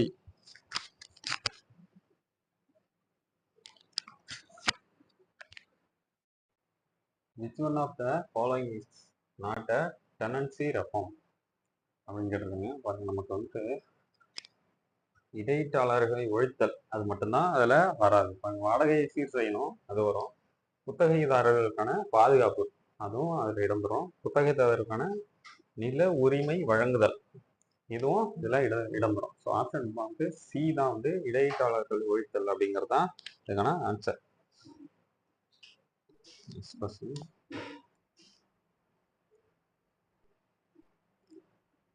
Some formerly higher income and high growth states now weaken growth in the 11th plan. Most prominent of which are அப்படின்னு கேட்டாங்க. சில மாநிலங்கள் முன்பு அதிகப்படியான வளர்ச்சி இருந்துச்சு, அதிக வருமானம் கொண்டதாகவும் இருந்துச்சு. ஆனா 11வது ஐந்தாண்டு திட்ட காலத்துக்கு அப்புறம் அதன் வளர்ச்சிகள் குறைந்து காணப்பட்டன அப்படிங்கிற ஸ்டேட்ஸ் எது அப்படின்னு கேட்டிருக்காங்க. நமக்கு கர்நாடகாவும் தமிழ்நாடும் தான். 11வது திட்ட காலம் பார்த்தோன்னா 2007 to 2012 இந்த திட்ட காலம் வரைக்கும். திட்ட காலத்துக்கு முன்னாடி கர்நாடகா மற்றும் தமிழ்நாடு அதான் சதர்ன் ஸ்டேட்ஸ் சவுத் ஸ்டேட்ல ரொம்ப வளர்ச்சி நல்லா தான் இருந்துச்சு. 11வது ஐந்தாண்டு திட்டத்துக்கு அப்புறம் வளர்ச்சி குறைவாக காணப்படுகிறது அப்படின்னு சொல்றாங்க. நெக்ஸ்ட் பாருங்க. கீழ்கண்ட திட்டங்களில் எந்த திட்டம் நகர்ப்புற குடிசை வாழ் மக்கள் பயன்பெறும் பொருட்டு இந்திய அரசால் ஆரம்பிக்கப்பட்டது? நகர்ப்புற குடிசை, நகர்ப்புறத்துல வாழற குடிசையில வாழற மக்களுக்கு பயன்பெறும் வகையில் ஏற்படுத்தப்பட்டது. The following scheme, which scheme was started by the government of India for the benefit of urban slum dwellers? ஏழ்மை மக்கள் அவர்களுக்கு வந்து பயன் தரக்கூடிய வகையில அமைக்கப்பட்ட திட்டம் எது நம்ம பார்த்தோம்னா நமக்கு 157 ஒருங்கிணைந்த வீட்டு வசதி மற்றும் குடிசை வளர்ச்சி திட்டம், integrated housing and slum development programme தான் நகர்ப்புறத்துல இருக்கிற குடிசை மக்களை வந்துட்டு அவங்களுக்கான வாழ்வாதாரத்தை அளிக்கணும், அவங்களுக்கு ஸ்டேபிளான ஒரு வாழ்க்கையை தரணும் அப்படிங்கிறதுக்காக ஏற்படுத்தப்பட்ட திட்டம். பாருங்க நமக்கு நெக்ஸ்ட் இந்திரா ஆவாஸ் யோஜனா. இந்திரா ஆவாஸ் யோஜனா 1985ல ஸ்டார்ட் பண்ணியிருக்காங்க. இது எதுக்கானா இது வந்துட்டு கிராமப்புற மக்களுடைய வாழ்வாதாரத்தை மேம்படுத்துவதற்காக ஏற்படுத்தப்பட்டது தான் இது. பிளஸ் அவங்களுக்கு வந்து வீடு கட்டி கொடுக்கும் திட்டம். அதெல்லாம் வீடற்றவர்களுக்குலாம் இப்பெல்லாம் குடிசை வீடு இப்பெல்லாம் ஓரளவுக்கு குறைஞ்சிச்சு. அப்போ எல்லாமே பார்த்தோம்னா நமக்கு குடிசை வீடுகளாக இருந்தது. அதெல்லாம் மாற்றணும் அப்படிங்கிறதுக்காக கொண்டு வந்தது தான் இந்த இந்திரா ஆவாஸ் யோஜனா. நெக்ஸ்ட் பாருங்க, ஜவஹர்லால் நேரு தேசிய நகர்ப்புற புனரமைப்பு திட்டம். புனரமைப்புன்னு நமக்கு தெரிஞ்சிச்சு, நகர்ப்புற புனரமைப்புன்னு இதிலே வந்துருச்சு. ஸோ இதை வச்சு நம்ம எதுவுமே கண்டுபிடிச்சிடலாம். நகர்ப்புறத்தில் வாழக்கூடிய வறுமையில் வாழக்கூடிய மக்களுக்கு வந்துட்டு அவங்களுக்கான அந்த வீடு வசதியை ஏற்படுத்தி கொடுத்தல், அவங்களுக்கு பேசிக் இன்ஃப்ராஸ்ட்ரக்சரை ஏற்படுத்தி கொடுக்கறது தான் இந்த திட்டம். பாருங்க நெக்ஸ்ட் வந்து ஸ்வர்ண ஜெயந்தி ரோஜ்கர் யோஜனா. இது வந்து 1997ல ஏற்படுத்தியிருப்பாங்க. நகர்ப்புற ஒரு வறுமை ஒழிப்பு திட்டம் தான் இந்த ஸ்வர்ண ஜெயந்தி ரோஜ்கர் யோஜனா. ஓகேங்களா? இது வந்து ஸ்டேட் அண்ட் சென்ட்ரல் ரெண்டும் கம்பைன் பண்ணி தான் செயல்படுத்துறாங்க. சென்ட்ரல் கவர்மெண்ட் வந்து 70% நமக்கு அமௌண்ட் கொடுக்குறாங்க. ஸ்டேட் கவர்மெண்ட் 25% அமௌண்ட் ஷேர் பண்ணிக்கிறாங்க. நெக்ஸ்ட் கொஸ்டின், ஏழ்மை என்பது என்ன? Poverty has been defined as. ஏழ்மை என்ன அப்படின்ற மாதிரி கேட்டுருக்காங்க. பாருங்க, போதுமான சேமிப்பின்மையா அப்படின்னு பார்த்தோம்னா நமக்கு கிடையாதுங்க. வருமானமே இல்லை, அப்புறம் எப்படி சேமிப்ஸ் இருக்கும்? ஸோ இது வராது. போதுமான கல்வியின்மை, கல்வி முக்கியம்தான், ஆனாலும் என்ன ஏழ்மையை பற்றி தான் அவங்க கேட்டுருக்காங்க. ஸோ இதுவும் வராது. போதுமான உடல் நலமின்மையா பார்த்தோம்னா நமக்கு உடல் தான் ரொம்ப ரொம்ப முக்கியமானது. சுவர் இருந்தால் தான் சித்திரவதை அப்படின்னு சொல்லுவாங்க. ஸோ இருந்தாலும் இங்கே ஏழ்மையை பற்றி தான் கேட்டுருக்காங்க. ஸோ இந்த ஆப்ஷனும் வராது. அதுக்கு நெக்ஸ்ட் வந்து போதுமான வருமானம் இன்மை, இன்கம் இருந்தால் தான் அது வந்துட்டு ஏழ்மை, இன்கம் இல்லைனா தான் அது வந்துட்டு நமக்கு ஏழ்மை அப்படிங்கிற மாதிரி கொடுத்துருக்காங்க. நெக்ஸ்ட் பாருங்க, இவற்றில் எதை சமூக அவசியமானவைகள் என்று அழைக்கிறார்கள்? which of them is caused as social overhead அப்படின்னு கேட்குறாங்க. ஆப்ஷன் ஏ பாருங்க, ஆரோக்கியம், சுகாதாரம் மற்றும் கல்வி. ஆரோக்கியமான வாழ்வு, நமக்கு சுகாதாரமான சுற்றுச்சூழல் இருக்கணும், பிளஸ் கல்வி, இது எல்லாமே இருந்தாதான் நமக்கு பேசிக் இதுதான் ஃபர்ஸ்ட். அடுத்ததெல்லாம் நெக்ஸ்ட் தான். சரிங்களா? ஸோ அப்போ ஆப்ஷன் ஏ தான். பாருங்க, மேட்ச் த ஃபாலோயிங் கொடுத்துருக்காங்க. முப்பந்தல், சத்தாரா, ஜோகிமதி, மாண்டவி. இது காற்றாற்றல். ஓகேங்களா? அப்போ முப்பந்தல் எங்க இருக்குன்னா நமக்கு தமிழகத்துல அமைஞ்சிருக்கு. நெக்ஸ்ட் பாருங்க, சத்தாரா. சத்தாரா வந்து நமக்கு மகாராஷ்டிராவில் அமைஞ்சிருக்கு. ஜோகிமதி, ஜோகிமதி கர்நாடகாவில் இருக்கு. மாண்டவி குஜராத்தில் இருக்கு. ஸோ 140க்கு ஆப்ஷன் பார்த்தோம்னா நமக்கு B 3421. Number 141. In Tamil Nadu, the vocational training for employment project was launched in the year 2000 in partnership with அப்படின்னு கேட்குறாங்க. தமிழ்நாட்டில் யாருடைய கூட்டு நடவடிக்கை மூலம் வேலைவாய்ப்பிற்கான தொழில் திறன் பயிற்சி திட்டம் 2000ஆம் ஆண்டு தொடங்கப்பட்டது அப்படின்னு சொல்லியிருக்காங்க. நமக்கு யுனைடெட் நேஷன்ஸ் டெவலப்மெண்ட் ப்ரோக்ராம். ஐநாவினுடைய வளர்ச்சி திட்டம், ஐநாவுடைய வளர்ச்சி திட்டம் அவங்க தான் வந்து ஹெல்ப் பண்ணி நமக்கு என்ன பண்ணியிருக்காங்க, வேலை வாய்ப்பிற்காக தொழில் திறன் பயிற்சி தொடங்கிறதுக்கு உத்வேகம் அளித்திருக்கார்கள். நெக்ஸ்ட் கொஸ்டின் பாருங்க. 142 match the following. GV Mavalankar தெரியும், அடிக்கடி கேள்விப்பட்டிருப்போம். இந்தியாவுடைய ஃபர்ஸ்ட் ஸ்பீக்கர் அவர் தான். நெக்ஸ்ட் சுகுமார் சென். சுகுமார் சென் பார்த்தோம்னா நமக்கு இந்தியாவுடைய ஃபர்ஸ்ட் தலைமை தேர்தல் ஆண்டு சீஃப் எலெக்ஷன் கமிஷனர் தான் ஃபர்ஸ்ட் சுகுமார் சென் தான். ஓகேவா? இப்போ யார் இருக்காங்கன்னு கமெண்ட்ல சொல்லுங்க பார்க்கலாம். வி நரஹரி ராவ் இந்தியாவின் முதல் தலைமை தணிக்கை சிஏஜி. ஃபர்ஸ்ட் சிஏஜி யாருன்னா இவர் தான். சிஏஜி பத்தி சொல்ற ஆர்டிகல் பார்த்தீங்கன்னா ஆர்டிகல் 148. அடுத்து சர்தார் வல்லபாய் பட்டேல் வந்து நமக்கு இந்தியாவின் முதல் துணை பிரதமர், அவர் தான் வருவார். சரிங்களா? ஆப்ஷன் 142 பார்த்தீங்கன்னா நமக்கு சி. நெக்ஸ்ட் கொஸ்டின் 143 பாருங்க. அறம்பெருகும் வழி என திருவள்ளுவர்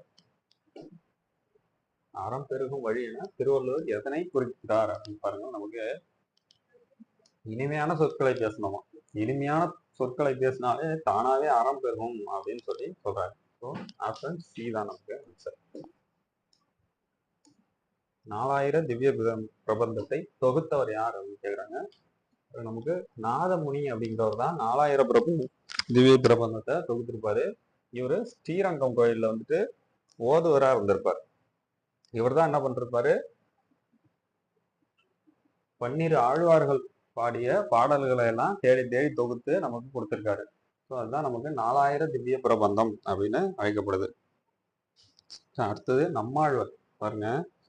நம்மாழ்வார் வந்துட்டு ஆழ்வார் திருநகரி அப்படிங்கிற ஊர்ல பிறந்திருக்காரு. அது இப்ப எவ்வாறு அழைக்கப்படுதுன்னா திருக்குருகூர். ஒரு ப்ரீவியஸ் இயர் கொஸ்டின். திருக்குருகூர் அப்படிங்கிற பேர்ல தான் இப்போதைக்கு அழைக்கப்படுகிறது. இவரோட பேர் பார்த்தீங்கன்னா வெவ்வேறு பேர்ல அழைக்கப்படுறாரு. அதுல மாறன், சடகோபன், திராவிட சிசு அப்படிங்கிற பல்வேறு பேர்ல அழைக்கப்படுகிறாரு. இவர் எழுதிய நூல்கள்லாம் நமக்கு என்னன்னு பார்த்தோம்னா திருவிருத்தம், திருவாசிரியம், திருவாய்மொழி, பெரிய திருமொழி போன்ற நூல்கள்லாம் இயற்றியிருக்காரு நம்ம ஆழ்வார். நெக்ஸ்ட் பாருங்க. சுந்தரர் 7ஆம் திருமுறை, 12 திருமுறையில 7ஆம் திருமுறை தான் சுந்தரர். இவர் எழுதிய திருத்தொண்டர் தொகை, அதை வச்சுதான் சேக்கிழார் பெரிய புராணத்தை, இந்த திருத்தொண்டர் தொகையை முதல் நிலையாக கொண்டுதான் சேக்கிழார் பெரிய புராணத்தை ஏற்றிருக்கார். சரிங்களா? ஓகே. அடுத்தது இவர் திருநாவலூர் அப்படிங்கிற ஊர்ல பிறந்திருக்காரு. இவர் வந்துட்டு இவரோட பட்டப்பேர்லாம் என்னன்னு பார்த்தோம்னா நமக்கு வன்தொண்டர், தம்பிரான் தோழர் என்ற பல்வேறு பெயர்ல அழைக்கப்படுகிறாரு. இவர் வந்துட்டு இவருக்கு திருமணம் நடக்க இருக்கும். அதை வந்துட்டு சிவபெருமானே வந்து திருமணத்தை நிறுத்தி அவர் ஆட்கொண்டிருப்பார். ஸோ திருமணத்தை வந்து அவர் நிறுத்தும் போது சுந்தரர் என்ன பண்ணுவார், கோவப்பட்டுட்டு சித்தா அப்படின்னு சொல்லி, சித்தான்னா பைத்தியமே, அட பைத்தியக்காரா, என் கல்யாணத்தை வந்து நிறுத்திட்டே போறது, பொண்ணு கிடைக்கிறதுலாம் அவ்வளவு சாதாரணமா அப்படின்ற மாதிரி திட்டிருப்பாரு. இதே என்ன பண்ணுவாரு, கடவுள் வந்து நீ என்ன பித்தான்னு சொன்ன இல்லையா, அந்த பித்தாவிலே என்னை பற்றி ஒரு பாடல் ஏற்று அப்படிங்கிற மாதிரி சொல்லியிருப்பாரு. அதுக்கு சுந்தரம் பித்தா பிறைசூடி பெருமானே அருளாலா எத்தான் மறவாதே அப்படின்னு சொல்லிட்டு ஒரு பாடல்லாம் ஏற்றிருப்பார். சரிங்களா? ஸோ சுந்தரரை பற்றி பார்த்தாச்சு. நெக்ஸ்ட் வந்து சேக்கிழார் பெரிய புராணத்தை ஏற்றிருப்பாருங்க. இவர் வந்து இந்த குன்றத்தூர், சென்னை அடுத்த குன்றத்தூர்ல தான் பிறந்திருப்பாரு. பெரிய புராணம் 63 நாயன்மார்களை பற்றி விரிவாக கூறும். சுந்தரர் எழுதிய திருத்தொண்டர் தொகையை அடிப்படையாக கொண்டுதான் பெரிய புராணம் இயற்றப்பட்டது. சரிங்களா? இது பெரிய புராணம் அல்லது திருத்தொண்டர் புராணம் என்று பல்வேறு பெயர்ல அழைக்கப்படுகிறது.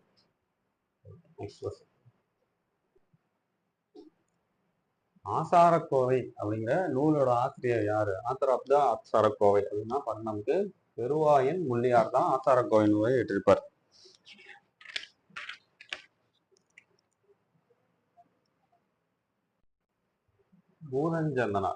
பூதஞ்சந்தனார் பார்த்தோம்னா நமக்கு இனியவை 40 அப்படிங்கிற நூலை ஏற்றிருப்பாரு.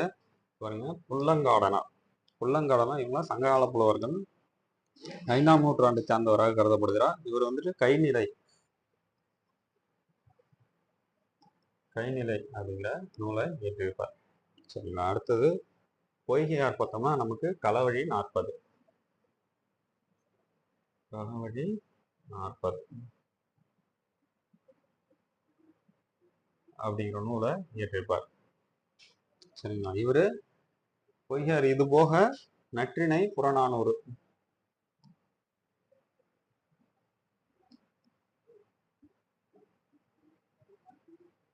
நற்றிணை புறநானூற்றிலையும் ஒரு சில பாடல்கள்லாம் இயற்றியிருப்பார். சரிங்களா. அடுத்தது நெக்ஸ்ட் கொஸ்டின் பார்த்துக்கலாம். Question number 147. தீங்கு செய்பவரை தண்டிப்பதற்குரிய வழியாக வள்ளுவர் எதனை சுட்டுகிறார்? என்ன பண்ணுவாங்க, நமக்கு ஒருத்தவங்க தீங்கு செய்யறாங்கன்னா அவங்களுக்கு நம்மளும் அதையே செய்யக்கூடாது, அவங்களுக்கு நன்மை செய்யணுமா. இப்ப அவங்களுக்கு நம்ம ஒருத்தவங்க கெடுதல் ஏதோ செய்யறாங்க, இருந்தாலும் நமக்கு அவங்களுக்கு நன்மை செஞ்சோம்னா என்ன செய்வாங்க, அவங்க என்ன நமக்கு அவங்க கெடுதல் செஞ்சோம் நமக்கு நன்மை செய்யறானே அப்படின்னு சொல்லி அவங்களே அவங்கள உணர்ந்துப்பாங்க அப்படின்னு சொல்லி திருவள்ளுவர் சொல்றாரு. ஸோ ஆப்ஷன் சி தான் நமக்கு ஆன்சர். 148 பாருங்க. நினைவுப்பாதை, காகித மலர்கள், தந்திர பூமி, கடல்புறத்தில் இதெல்லாம் நூல்கள் இயற்றியவர்கள் யாருன்னு சொல்லி கேட்குறாங்க. ஒரு நினைவுப்பாதை நகுலன் இயற்றியிருப்பார். சரிங்க. அடுத்தது காகித மலர்கள் ஆதவன் தான் இயற்றியிருப்பார்.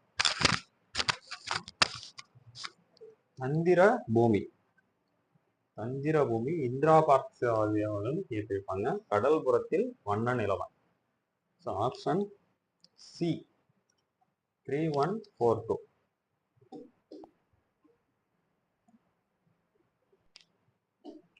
நெக்ஸ்ட் பாருங்க. இழுக்காய் என்றது அறம் எவை சொல்லி திருக்குறளோட குறள் கேட்டிருக்காங்க. அழுக்காறு அபாவைகளே இன்னாச்சொல் நான்கும் இழுக்காய் என்றது அறம் சொல்லி திருக்குறளர் சொல்லியிருப்பாங்க. ஸோ ஆப்ஷன் ஏ தான் கரெக்ட்.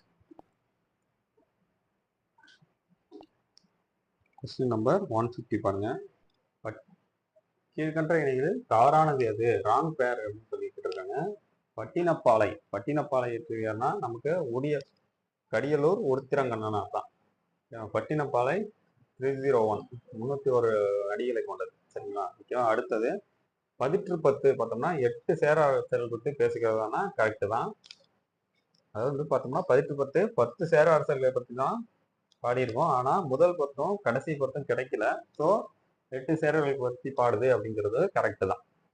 அடுத்தது மதுரை காஞ்சி முதுகுடுமி பெருவழின்னு இருக்கு. இல்லைங்க, மாங்குடி மருதனார்.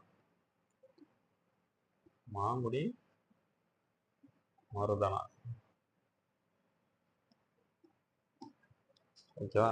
அப்ப இது தவறா இருக்கு. நெக்ஸ்ட் பாருங்க.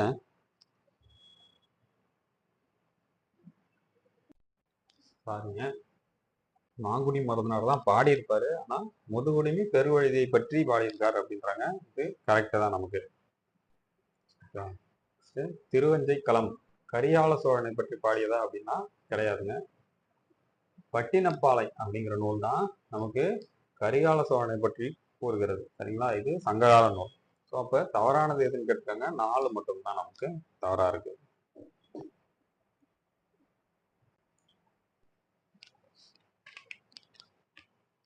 Question number 151. Identify the wrong statement of பைந்தமிழ் பின் சென்ற பச்சை பசும் கொண்டலே என்று திருமழிசை ஆழ்வாரை யார் சொல்றா, குமரகுருபரர் வந்து சொல்றாரு அப்படின்னு சொல்றாங்க. இது வந்து நமக்கு கரெக்ட் தாங்க. குமரகுருபரர் தான் திருமழிசை ஆழ்வாரை பற்றி பாடியிருப்பார். அடுத்தது நம்மாழ்வார் வந்து சடம் என்னும் வாயை அடக்கினார், சினந்து அடக்கியிருப்பார். அதனாலதான் அவர் சடகோபர்னு அழைக்கப்படுறாருன்னா ஆமாங்க, இதுவும் கரெக்ட் தான். குலசேகர ஆழ்வார் நம்மாழ்வார் மேல் கண்ணினுள் சிறுதாம்பு என்னும் பாடலை பாடலாரா அப்படின்னா பார்த்தா கிடையாதுங்க. குலசேகர ஆழ்வார் கிடையாது. நமக்கு தொண்டரடி பொடி ஆழ்வார் தான் என்ன பண்ணிடுவாரு, நம்மாழ்வார் மேல கண்ணினுள் சிறுதாம்பு அப்படிங்கிற பாடலை பாடியிருப்பார். அப்ப இது தவறா இருக்கு. அடுத்தது பெரியாழ்வார் பட்டர்பிரான் என அழைக்கப்படுகிறார்னா ஆமாங்க, பட்டர்பிரான், கீழிருத்த ஆழ்வார் அப்படிங்கிற பல்வேறு பெயர்கள் இருக்கு அவருக்கு. ஸோ அப்போ ராங் ஸ்டேட்மெண்ட் தான் கேட்டிருக்காங்க. கரெக்டா? ஸோ ஆப்ஷன் சி தான் நமக்கு ஆன்சர்.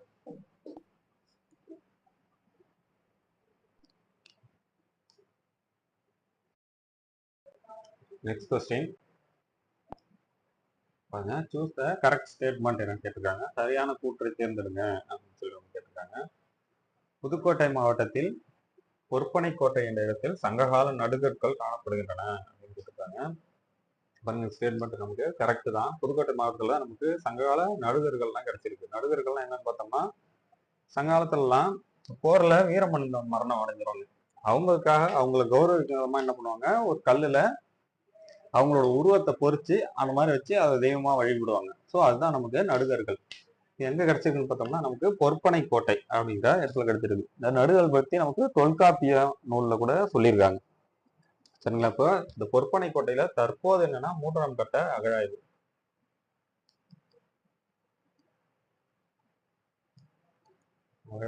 நடைபெறுது. சரிங்களா? அடுத்து நெக்ஸ்ட் பாருங்க. அரிக்கமேடு என்ற இடம் சங்ககால துறைமுகப்பட்டினம் அப்படின்னு கொடுத்துருக்காங்க. இதுவும் நமக்கு கரெக்ட் தான். இந்த அரிக்கமேடு எங்க இருக்குன்னு பார்த்தோம்னா, நமக்கு புதுச்சேரியில இருக்கு. சரிங்களா? இங்கிருந்து தான் ரோமானிய நாட்டுக்கு வந்து துறைமுகத்து வழியா வந்து ஏற்றுமதி இறக்குமதி எல்லாம் நடந்திருக்கு அப்படின்னு சொல்றாங்க. இங்க கிடைக்கிற மண்பாண்டங்களை வச்சு ரோமானியருக்கும் நமக்கும் வணிக தொடர்பு இருந்துச்சு அப்படிங்கிறத உறுதிப்படுத்தியிருக்காங்க. அடுத்து தேர்டு பாருங்க. இந்திய கருவூலம் மற்றும் புதையல் சட்டம் 1878 1878ல கொண்டு வந்தாங்க அப்படின்றாங்க. இதுவும் நமக்கு கரெக்ட் தான். இது போக 2 சட்டம் கொண்டு வந்திருக்காங்க. என்னன்னா, பழங்கற்கால பொருட்கள் மற்றும் கலை கருவூலங்கள் சட்டம் 1972ல ஒரு ஆக்ட் கொண்டு வந்திருக்காங்க. பார்த்தோம்னா, நமக்கு பழமை வாய்ந்த நினைவு சின்னங்கள் மற்றும் எஞ்சிய பொருட்கள் சட்டம் 1958ல கொண்டு வந்திருக்காங்க. 2 ஆக்ட் கொண்டு வந்திருக்காங்க. எக்ஸ்ட்ரா தெரிஞ்சு வச்சுக்கோங்க. சரிங்களா? ரோமானிய நாணயங்கள் தென்னிந்தியாவில் திருநெல்வேலி மண்டலத்தில் செறிந்து காணப்படுகின்றன அப்படின்னு போட்டிருக்காங்க. இல்லைங்க, நமக்கு கோயம்புத்தூர் மண்டலத்துலதான் ரோமானிய நாணயங்கள் பெரிய அளவுல செறிந்து காணப்படுகிறது. சரிங்களா? அப்போ இது கோவை. இப்போ 4th ஒன் ஸ்டேட்மெண்ட் மட்டும் நமக்கு தவறா இருக்கு. கரெக்ட் ஸ்டேட்மெண்ட் எதுன்னு கேக்குறாங்க. 1, 2, 3. ஸோ ஆப்ஷன் பி தான் நமக்கு ஆன்சர். கொஸ்டின் நம்பர் 153 பாருங்க. which of the following statement are the true? சங்கம் ஏஜ், அதாவது சங்கம் அரிய காலத்தினுடைய சரியான கூற்று எது அப்படின்ற மாதிரி கேக்குறாங்க. சங்கம் மருவிய காலம். Okay, right. அடுத்து 18 நூல்களை உள்ளடக்கிய 14 கீழ்கணக்கு நூல்கள் பெரும்பாலும் ஒழுக்க நெறியே பேசுகின்றன அப்படின்றாங்க. அதாவது 14 கீழ்கணக்கு நூல்கள் எல்லாமே பெரும்பாலும் அறநூல்களாக தான் இருந்துச்சு. வாழ்க்கை முறையை பற்றி கூறுவதை திருக்குறள் நம்ம எக்ஸாம்பிள் எடுத்துட்டோம்னா திருக்குறளும் எடுத்துக்கலாம் நம்ம. ஓகேவா? ஸோ பாருங்க, அக்கில வந்திருக்கு பாருங்க. திருக்குறளும் நாலடியாரும் முதன்மையானவை. கரெக்டுங்க. 14 கீழ்கணக்கு நூல்ல திருக்குறளும் நாலடியாரும் தான் முதன்மையானது. அதுக்கு என்னன்னா 4ம் 2ம் சொல்லுக்குருதி அப்படிம்பாங்க. 4ங்கிறது நாலடியாரு, 2ங்கிறது திருக்குறள். ரைட். அடுத்து தேர்டு பாருங்க. சிலப்பதிகாரமும் மணிமேகலையும் பண்பாடு மற்றும் சமயத்தை பற்றி கூறுகிறது அப்படின்றாங்க. பாருங்க, மணிமேகலை வந்து பௌத்தம் சார்புடையது. ஆனா சிலப்பதிகாரம் வந்து சமய சார்பற்ற நூல். ஸோ அது வந்து சமயத்தை பற்றிலாம் கூறாது. சரிங்களா? இது 2ம் காப்பியங்கள். ஆனா மணிமேகலை மட்டும்தான் சமயத்தை பற்றி கூறுது. ஸோ 3வது மட்டும்தான் தவறா இருக்கு. பாருங்க, ஆப்ஷன் 1 மற்றும் 2 சரி. ஆப்ஷன் சில கரெக்டா இருக்கு. 154 பாருங்க. which one of the statement is incorrect regarding Velu Nachiyar தொடர்புடைய இது தவறான கூற்று எது அப்படின்னு கேட்டிருக்காங்க. பாருங்க, இவர் ராமநாதபுரம் இளவரசியானா? ஆமாங்க, இவரு ராமநாதபுரத்தோட இளவரசி. இவங்க அப்பா பேரு செல்லமுத்து சேதுபதி. செல்லமுத்து சேதுபதியோட மகள் தான் நம்ம வேலு நாச்சியார். சரிங்களா? இவரோட கணவர் வந்து முத்துவடுகநாதர். கரெக்டா? இவர் வந்துட்டு சிவகங்கை மன்னர். சிவகங்கை மன்னர் தான் மணந்துட்டு பாருங்க. தேர்ட் ஸ்டேட்மெண்ட் பாருங்க. 1780ல ஹைதர் அலி சிவகங்கை மீது படையெடுத்து வேலு நாச்சியார் தோற்கடித்தார் அப்படின்னு இருக்காங்க. இல்ல, தப்புங்க. இவங்க ஆங்கிலேயரை தோற்கடிக்கிறதுக்காக ஹைதர் அலி கிட்ட ஹெல்ப் கேட்டிருப்பாங்க. அவர் என்ன பண்ணிருப்பாருன்னா 5000 குதிரைப்படையும் 5000 காலாட்படையும் வீரர்களை அனுப்பி அதன் மூலயமா இவங்க மறுபடியும் ஆட்சியை பிடிச்சிருப்பாங்க, சிவகங்கையை மீட்டிருப்பாங்க. சரிங்களா? அப்போ இது தவறா இருக்கு. வேலு நாச்சியாரோட விஜயதசமி நாள்ல தான்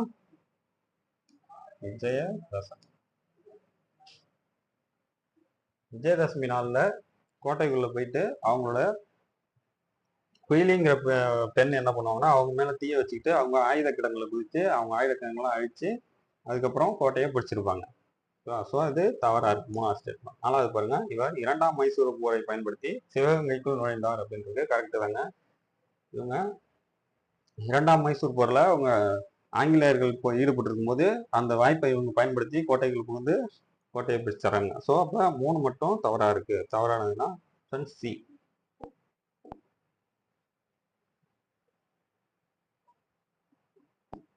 155 find the odd one out அப்படின்றாங்க. தனித்து நிற்கும் ஒன்றை கண்டுபிடி அப்படின்றாங்க. நமக்கு எம்ஏ முத்தையா செட்டியார் தான் இதுல வேறுபட்டுருக்கு. ஏன்னா இவங்க சுப்ராயலு, பனகலரசர், சுப்ராயன் இவங்கெல்லாம் நீதி கட்சியோட சிஎம். ஸோ இவர் மட்டும்தான் அதுல வரமாட்டார். ஓகேவா? அப்போ ஆப்ஷன் டி தான் நமக்கு ஆன்சர். 156 பாருங்க, வ.உ. சிதம்பரனார் பத்தி கேட்டிருக்காங்க. இவர் திலகரின் சீடர் மற்றும் தீவிரவாதிகள் இவருடைய தலைமையின் கீழ் சென்னை மாகாணத்தில் முன்னணியில் இருந்தார்களாமுங்க. இவர் வந்து திலகருடைய தீவிரமான சீடருங்க. 1906ல சுதேசி நீராவி கப்பல் கம்பெனி எல்லாம் தொடங்கியிருப்பாரு. ஆங்கிலேயரோட கடல் வணிகத்துல ஆங்கிலேயர் முற்றுரிமைக்கு எதிராக எஸ்எஸ் காலோ, லாவோஸ் மற்றும் காலியோ 2 கப்பல்ல வாங்கி நம்ம தமிழகத்துக்கும் இலங்கைக்கும் இடையில விட்டுருப்பாருங்க.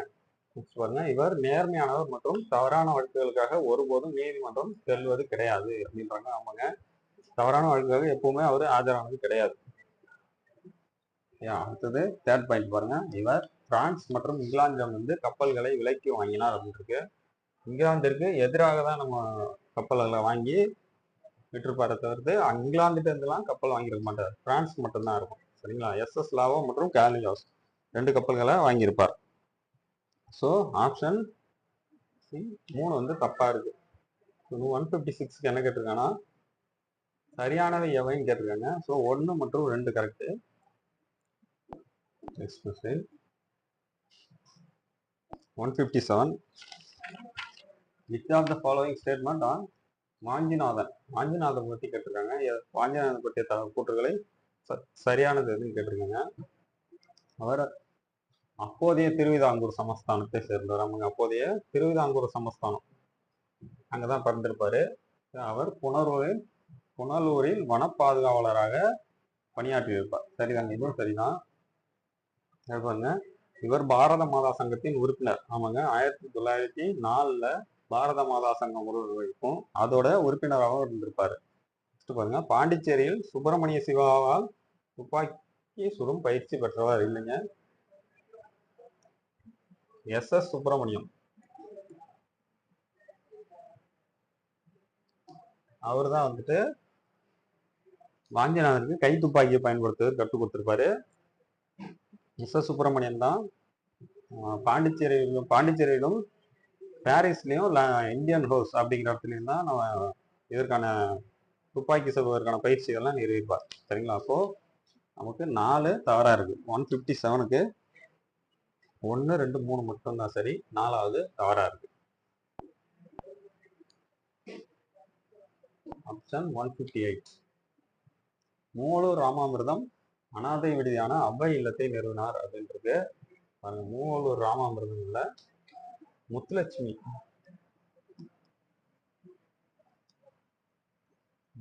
அவர்கள் தான் 1930 1930 அவ்வை இல்லத்தை நிறுவிப்பாரு. சென்னை அடையாறு பகுதியில் நிறுவிப்பாங்க. அப்ப இது தவறா இருக்கு. அவர் பெரியாரின் தீவிர சீடர். யாரு? மூவலூர் ராமாமிர்தம் பெரியாருடைய தீவிர சீடர் தான். இந்த ஸ்டேட்மெண்ட் நமக்கு கரெக்டா இருக்கு.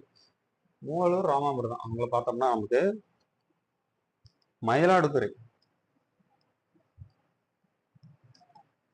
மயிலாடுதுறையில பிறந்திருப்பாங்க. இசை வேளாளர் மரபு அதுல பிறந்திருப்பாங்க. அங்க என்னன்னா சின்ன வயசுலயே பெண்களை வந்துட்டு கோயிலுக்கு அர்ப்பணிக்கிற பழக்கம், பொட்டு கட்டுதல் அப்படின்னு சொல்லுவாங்க. அந்த மாதிரி அதன் மூலமா பாதிக்கப்பட்டவங்க என்ன ராமாமிர்தம் அவர்கள். சின்ன வயசுல அவங்க கொண்டு போய் கோயில்ல அர்ப்பணிப்புக்காக விட்டுருவாங்க.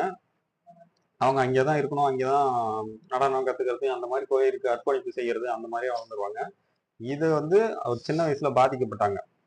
அதற்காக எதிர்த்து பெரியாருடன் குரல் கொடுத்தவர் தான் மூலூர் ராமாமிர்தம் அவர்கள். சரிங்களா? பாருங்க. ஸோ கூற்று தப்பா கொடுத்துருக்காங்க, காரணம் தான் சரியா இருக்கலாம். ஆப்ஷன் டி தான் ஆப்ஷன்.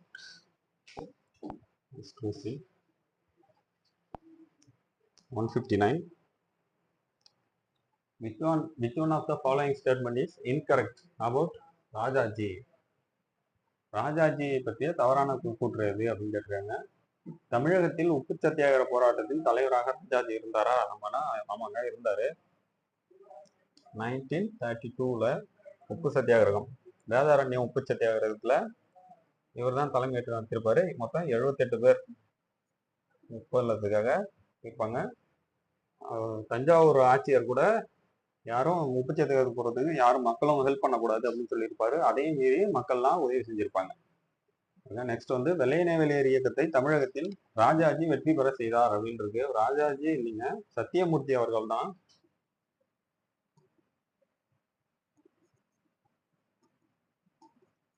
சத்தியமூர்த்தி அவர்கள் தலைமையில தான் வெள்ளையனே வெளியேறு இயக்கம் வெற்றி பெற்றது. சரிங்களா? நெக்ஸ்ட் பாருங்க. சி, தமிழகத்தில் முதல் முறையாக ராஜாஜி ஆட்சியில் இருந்தபோது இந்தி வந்து கட்டாயமாக்கப்பட்டது அப்படின்றாங்க. கரெக்டா தான். 1937ல ஆட்சியில் இருக்கும்போது தான் இந்தியா வந்து கட்டாய படமா அறிமுகப்படுத்தியிருப்பாங்க. இதே 1937ல தான் பூரண மது விலக்கு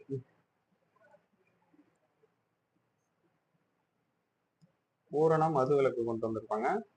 அதனால அரசாங்கத்துக்கு வருவாய் இழப்பு ஏற்படும். அதனால்தான் அதை ஈடுகட்டுறதுக்காக தான் விற்பனை வரியை அறிமுகம் செஞ்சிருப்பார். ஓகேவா? அப்போ இது கரெக்டா தான் இருக்குது. நெக்ஸ்ட் பாருங்க. ராஜாஜியின் குலக்கல்வி திட்டம் அவரை முதலமைச்சர் பதவியிலிருந்து ராஜினாமா செய்ய வைத்தது. சரிதாங்க. 1954 இரண்டாவது முறையா அவர் ஆட்சிக்கு வரும்போது குலக்கல்வி திட்டத்தை அறிமுகப்படுத்தியிருப்பாரு. அதாவது அப்பா என்ன செய்யறாங்களோ, அதாவது நம்மளோட முன்னோர்கள் என்ன செய்யறாங்களோ அதையே நம்ம படிப்பை முடிச்சுட்டு அதே தொழிலை கத்துக்கிற மாதிரி அவர் கொண்டு வந்திருப்பாரு. இதை வந்து ஒரு சாதிய ரீதியாக அமைஞ்சிரும் அப்படின்னு எல்லாருமே பெரிய தலைவர்கள்லாம் எதிர்த்திருப்பாங்க. அதனால இவரு பதவியில இருந்து விலகியிருப்பார். சரிங்களா? இப்போ என்ன தப்பா இருக்குன்னா ஆப்ஷன் டி வந்து நமக்கு தவறா இருக்கு.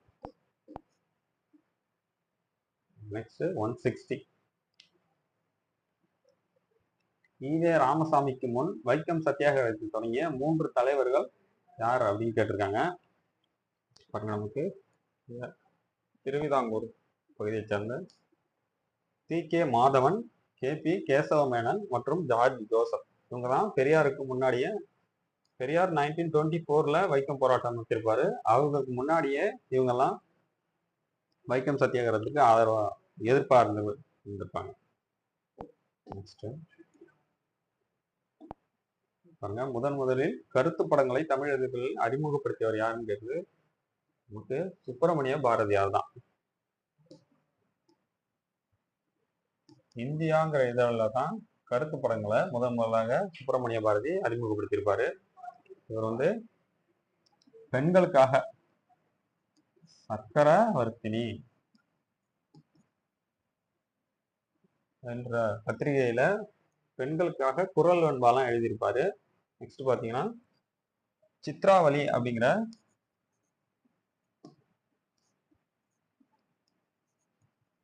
கருத்து படங்களை மட்டுமே வச்சு ஒரு நூலை வெளியிடலான்னு ஆசைப்பட்டாரு. ஆனா அவரால் முடியாம போச்சு. இந்தியா விஜயா போன்ற பத்திரிகையில ஆசிரியரா பணிபுரிஞ்சிருக்கார். இப்ப இங்க சுப்பிரமணிய ஐயர் பாத்தீங்கன்னா நமக்கு 1878ல தி ஹிந்து அப்படின்னு 4 இதை தொடங்கியிருப்பாங்க. 1891ல சுதேசமித்திரன் 4 இதை தொடங்கியிருப்பாங்க. 1899ல அது தினசரி இதழா மாற்றப்பட்டிருக்கும். ஸோ ஆப்ஷன் என்னன்னு பார்த்தோம்னா நமக்கு ஆப்ஷன் சி. 162 பாருங்க. Which one of the following statements are true about Veerapandiya Kattabomman? Veerapandiya Kattabomman தொடர்புடைய சரியான கூற்றுகள் எது அப்படின்னு கேட்குறாங்க. கட்டபொம்மன் திருவிதாங்கூர் மன்னனா அப்படின்னு பார்த்தோம்னா இல்லைங்க, நமக்கு பாஞ்சாலங்குறிச்சியின் ஆட்சி செஞ்சுட்டு இருந்தவர் தான் நமக்கு கட்டபொம்மன். சரிங்களா? அப்போ இது தவறா இருக்கு. அடுத்தது ஆங்கிலேயர்கள் அவரை பிடித்து தூக்கிலிட்டனர். கரெக்டுங்க. ஆங்கிலேயருக்கு எதிராக போராடி இருப்பாரு, கடைசியில அவரு தூக்கில போட்டிருப்பாங்க.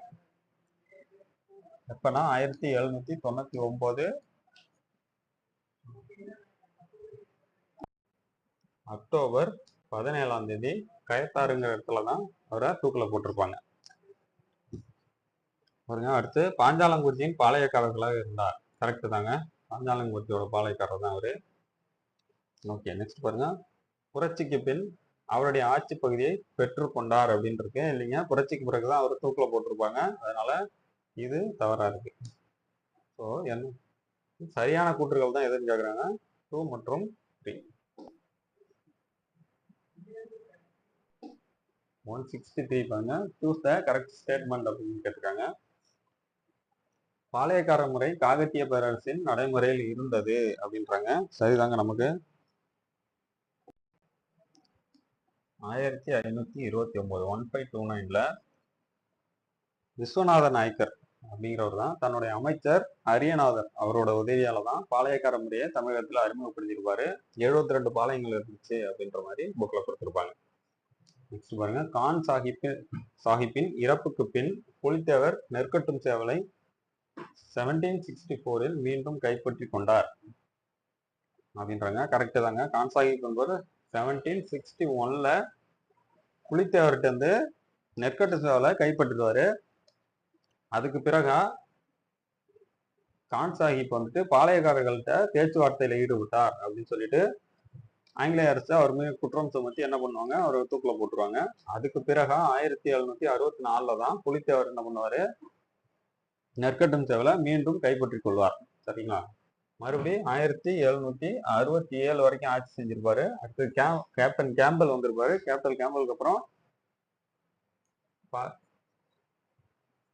நெற்கட்டும் சேவலை கேம்பல் வந்து மறுபடியும் கைப்பற்றினதுக்கு அப்புறம் புலித்தேவர் காடுகளிலேயே மறைந்து எப்போ இறந்தாருன்னு கூட தெரியாம போயிடுச்சு. அடுத்தது பாருங்க, கம்பெனி நிர்வாகத்திற்கு தகவல் அளிக்காமல் பாளையக்காரர்களிடம் பேச்சுவார்த்தையில் ஈடுபட்டதால் யூசுப் கான் வந்து துரோகி என்று குற்றம் சுமத்தப்பட்டு 1764ல தூக்கிடப்பட்டார்னா கரெக்ட் தாங்க. பாருங்க, ஒண்டி வீரன் கட்டபொம்மனின் படைப்பிரிவுகளில் ஒற்றையர் தலைமையேற்று நடத்தினார் அப்படின்றாங்க. கட்டபொம்மன் கிடையாதுங்க, Pulithevar.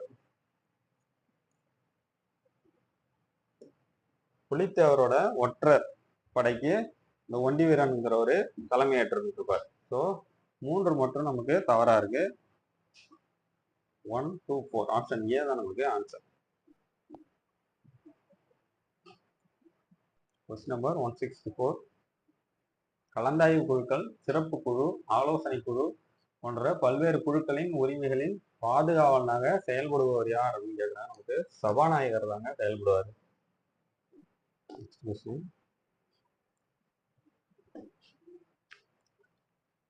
Which type of majority is used to amendment the fundamental rights and DPSP? அடிப்படை உரிமைகள் மற்றும் அரசுக்கு வழிகாட்டும் நெறிமுறை கோட்பாடுகள்ல திருத்தம் செய்யணும்னா என்ன விதமான பெரும்பான்மை தேவை அப்படின்ற மாதிரி சொல்றாங்க.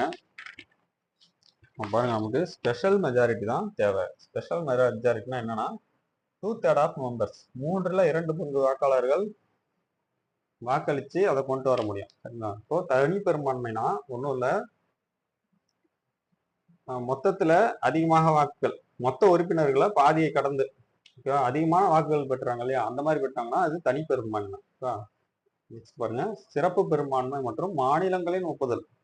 சிறப்பு பெரும்பான்மையா 2/3 மெம்பர்ல நிறைவேற்றி மாநிலங்கள்ல 50% மேல, அனைத்து மாநிலங்களும் 50% மாநிலங்களுக்கு மேல ஒப்புதல் அளிச்சா சிறப்பு பெரும்பான்மை மூலம் நம்ம மாநிலங்கள் ஒப்புதலுடன் சட்டத்திட்டத்தை கொண்டு வரலாம்.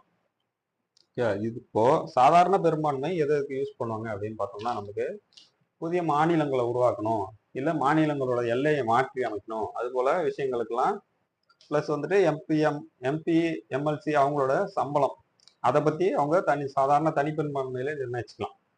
நெக்ஸ்ட் சிறப்பு பெரும்பான்மை அப்படின்னா எது எதுன்னு நம்ம பார்த்தோம்னா, அடிப்படை உரிமைகள், டிபிஎஸ்பி, மற்றும் முதல் மற்றும் மூன்றாவது பிரிவில் குறிப்பிடப்படாத மற்ற விதிகள் அவற்றுக்கு சிறப்பு பெரும்பான்மையின் படி என்ன பண்ணலாம், சட்டம் இயற்றிக்கலாம். பாருங்க, அடுத்தது சிறப்பு பெரும்பான்மை மற்றும் மாநிலங்கள் ஒப்புதலுடன் அதுல எப்படி திருத்தம் பண்ணலாம் அப்படின்னு பாத்தீங்கன்னா, நமக்கு உச்ச நீதிமன்றம், சுப்ரீம் கோர்ட்டு, ஹைகோர்ட்டு, குடியரசுத் தலைவர்,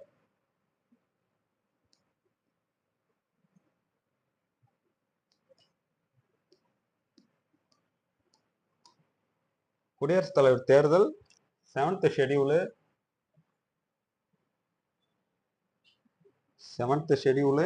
ஆர்டிகல் 368 ஆர்டிகல் 368ல அரசியலமைப்பு 360னா அரசியலமைப்பை திருத்துறது. ஸோ இந்த அரசியலமைப்பு திருத்தது நடைமுறையில மாற்றம் கொண்டு வரணும் அப்படின்னா நமக்கு சிறப்பு பெரும்பான்மை மற்றும் மாநிலங்கள் ஒப்புதை நமக்கு தேவை. ஸோ இதுல என்ன கேட்டிருக்காங்கன்னா, அடிப்படை உரிமை மற்றும் டிபிஎஸ்பிக்கு சிறப்பு பெரும்பான்மை போதும் அப்படின்றாங்க. ஸோ 165க்கு B. 166 Tamil Nadu banned cotton candy because it contained which of the following அப்படின்னு கேட்டிருக்காங்க. அதாவது எந்த செயற்கை நிறமூட்டும் பொருள் உள்ளதால் தமிழ்நாடு பஞ்சு மிட்டாய்க்கு தடை விதித்துள்ளது அப்படின்றாங்க. நமக்கு ரோடமைன் பி அப்படிங்கிற புற்றுநோய் விளைவிக்கக்கூடிய செயற்கை நிறமி அதுல அதிக அளவு கலந்துருக்கு அப்படிங்கறதாலதான் நமக்கு பஞ்சு மிட்டாய்க்கு தடை விதித்திருக்காங்க. Next question. Who designed the midday meal scheme during the Kamarajar regime? அதாவது காமராஜர் ஆட்சி காலத்துல மதிய உணவு திட்டத்தை வடிவமைத்து கொடுத்தவர் யாரு அப்படின்ற நமக்கு சுந்தர வடிவேலு அவர்கள் தான் வடிவமைத்து கொடுத்திருப்பார். Next question. India's first national center for aging is launched in அப்படின்றாங்க. இந்தியாவின் முதல் தேசிய முதியோர் நல மருத்துவ மையம் எங்கு துவக்கப்பட்டுள்ளது? நமக்கு சென்னையில தான், சென்னையில கிண்டியில தான் பிரதமர் நரேந்திர மோடி அவர்கள் தான் காணொலி காட்சி மூலமா திறந்து வச்சாங்க. நெக்ஸ்ட், சமீபத்தில் எந்த நாட்டை மலேரியா இல்லாத நாடாக உலக சுகாதார ஆணையம் அறிவித்தது அப்படின்னாங்க. WHO decide which country has malaria free country recently. இப்போ சமீபமா அறிவிச்சிருக்காங்க. பார்த்தோம்னா நமக்கு கபோ வெர்டே அப்படிங்கிறது எங்க இருக்குன்னு பார்த்தோம்னா நமக்கு ஆப்பிரிக்கா நாடு தான். இது ஆப்பிரிக்காவில் ஒரு குட்டி குட்டி தீவு, இதெல்லாம் நிறைய தீவு இருக்கும், அதெல்லாம் ஒன்னா சேர்ந்ததுதான் கபோ வெர்டே. இந்த தீவுல தான் இப்ப என்ன சொல்லியிருக்காங்கன்னா, மலேரியாவே இப்போதைக்கு முழுசா நாங்க ஒழிச்சிட்டோம் அப்படின்ற மாதிரி சொல்லியிருக்காங்க. இப்ப நம்ம இந்தியாவில எப்ப இலக்கு நிர்ணயிச்சிருக்காங்கன்னா 2030 தான் மலேரியா இல்லாத நாடாக இருக்கும் அப்படின்ற மாதிரி இலக்கு நிர்ணயிச்சிருக்காங்க. இப்போ இந்த மலேரியாவை ஒரு வேக்சின் கண்டுபிடிச்சிருக்காங்க. மல்குரிஸ் அப்படிங்கிற வேக்சின் வந்து மலேரியாவுக்காக கண்டுபிடிச்சிருக்காங்க.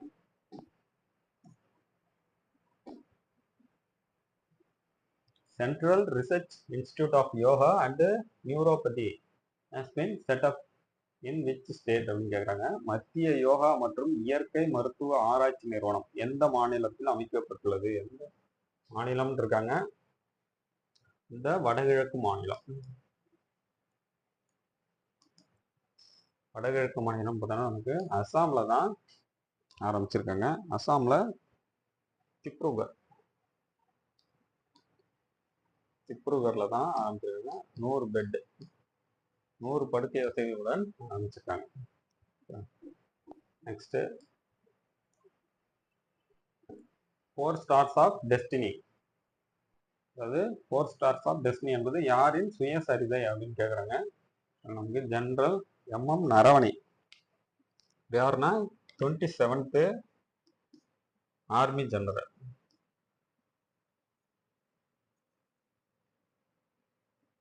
ஆர்மி ஜெனரல் தான் MM நரவணே. அவரை பத்தி தான் அந்த சுயசரிதை. நெக்ஸ்ட் வந்து பிபின் ராவத் யாருன்னு பார்த்தோம்னா நமக்கு முதல் பாதுகாப்பு படைகளின் தலைமை தளபதி.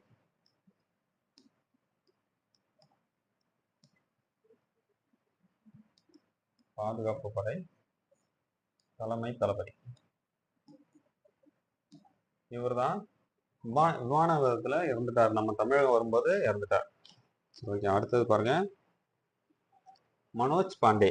மனோஜ் பாண்டே பார்த்தீங்கன்னா யாருன்னா 29th சீஃப் ஆர்மி ஸ்டாஃப். அப்போ 171க்கு ஆப்ஷன் டி. நெக்ஸ்ட் பாருங்க 172, குழந்தை இறப்பு விகிதத்தை கட்டுப்படுத்துவதில் தேசிய அளவில் தமிழகம் எந்த இடத்தில் உள்ளதுன்றாங்க. நம்ம 2வது இடத்துல தான் இருக்கோம். Controlling the infant mortality rate, IMR rate நம்ம 2வது இடத்துல தான் இருக்கோம். எவ்வளோன்னு பார்த்தீங்கன்னா நமக்கு 13. 1000 குழந்தைகளுக்கு 13 குழந்தைகள் அப்படின்றது அந்த அளவில் இருக்கு ஐஎம்ஆர். ஃபர்ஸ்ட் பார்த்தோம்னா நமக்கு கேரளா, இவங்க 9, நம்மளோட முன்னாடி இருக்காங்க. அப்போ ஆப்ஷன் பி தான் 2வது இடத்துல இருக்கும். நெக்ஸ்ட் 173, இந்தியாவில் எந்த இடத்தில் பனிச்சிறுத்தைகள் அதிகமாக உள்ளது அப்படின்றாங்க. நமக்கு பனி பிரதேசம் நம்ம பார்த்தோம்னா நமக்கு தெரிஞ்சிடும், லடாக்ல தான் அதிகமா இருக்கு. இங்க மட்டும்தான் இருக்கு, வேற எங்கேயும் இல்லை நம்ம இந்தியாவில்.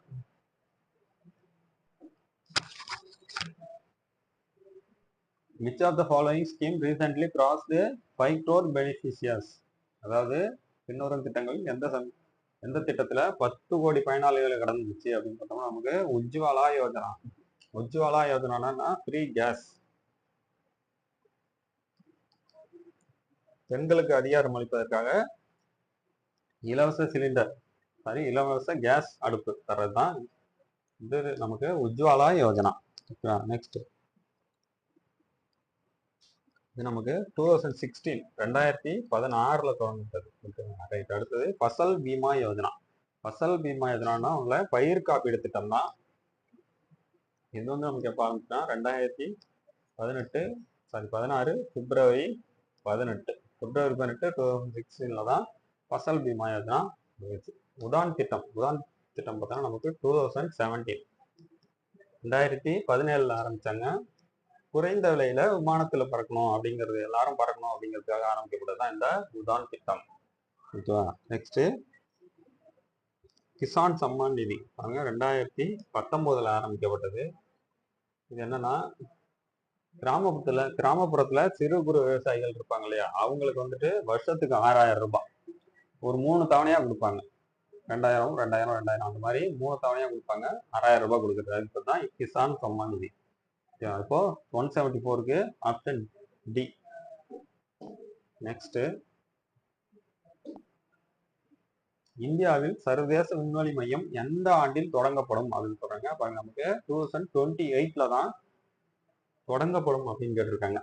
India's international space station will be launch தொடங்கப்படுவது 2028 பாரதிய அந்தரிக்ஷா மையம் அப்படின்னு சொல்லுவாங்க. 2028 தொடங்க ஆரம்பிச்சு 2035 நமக்கு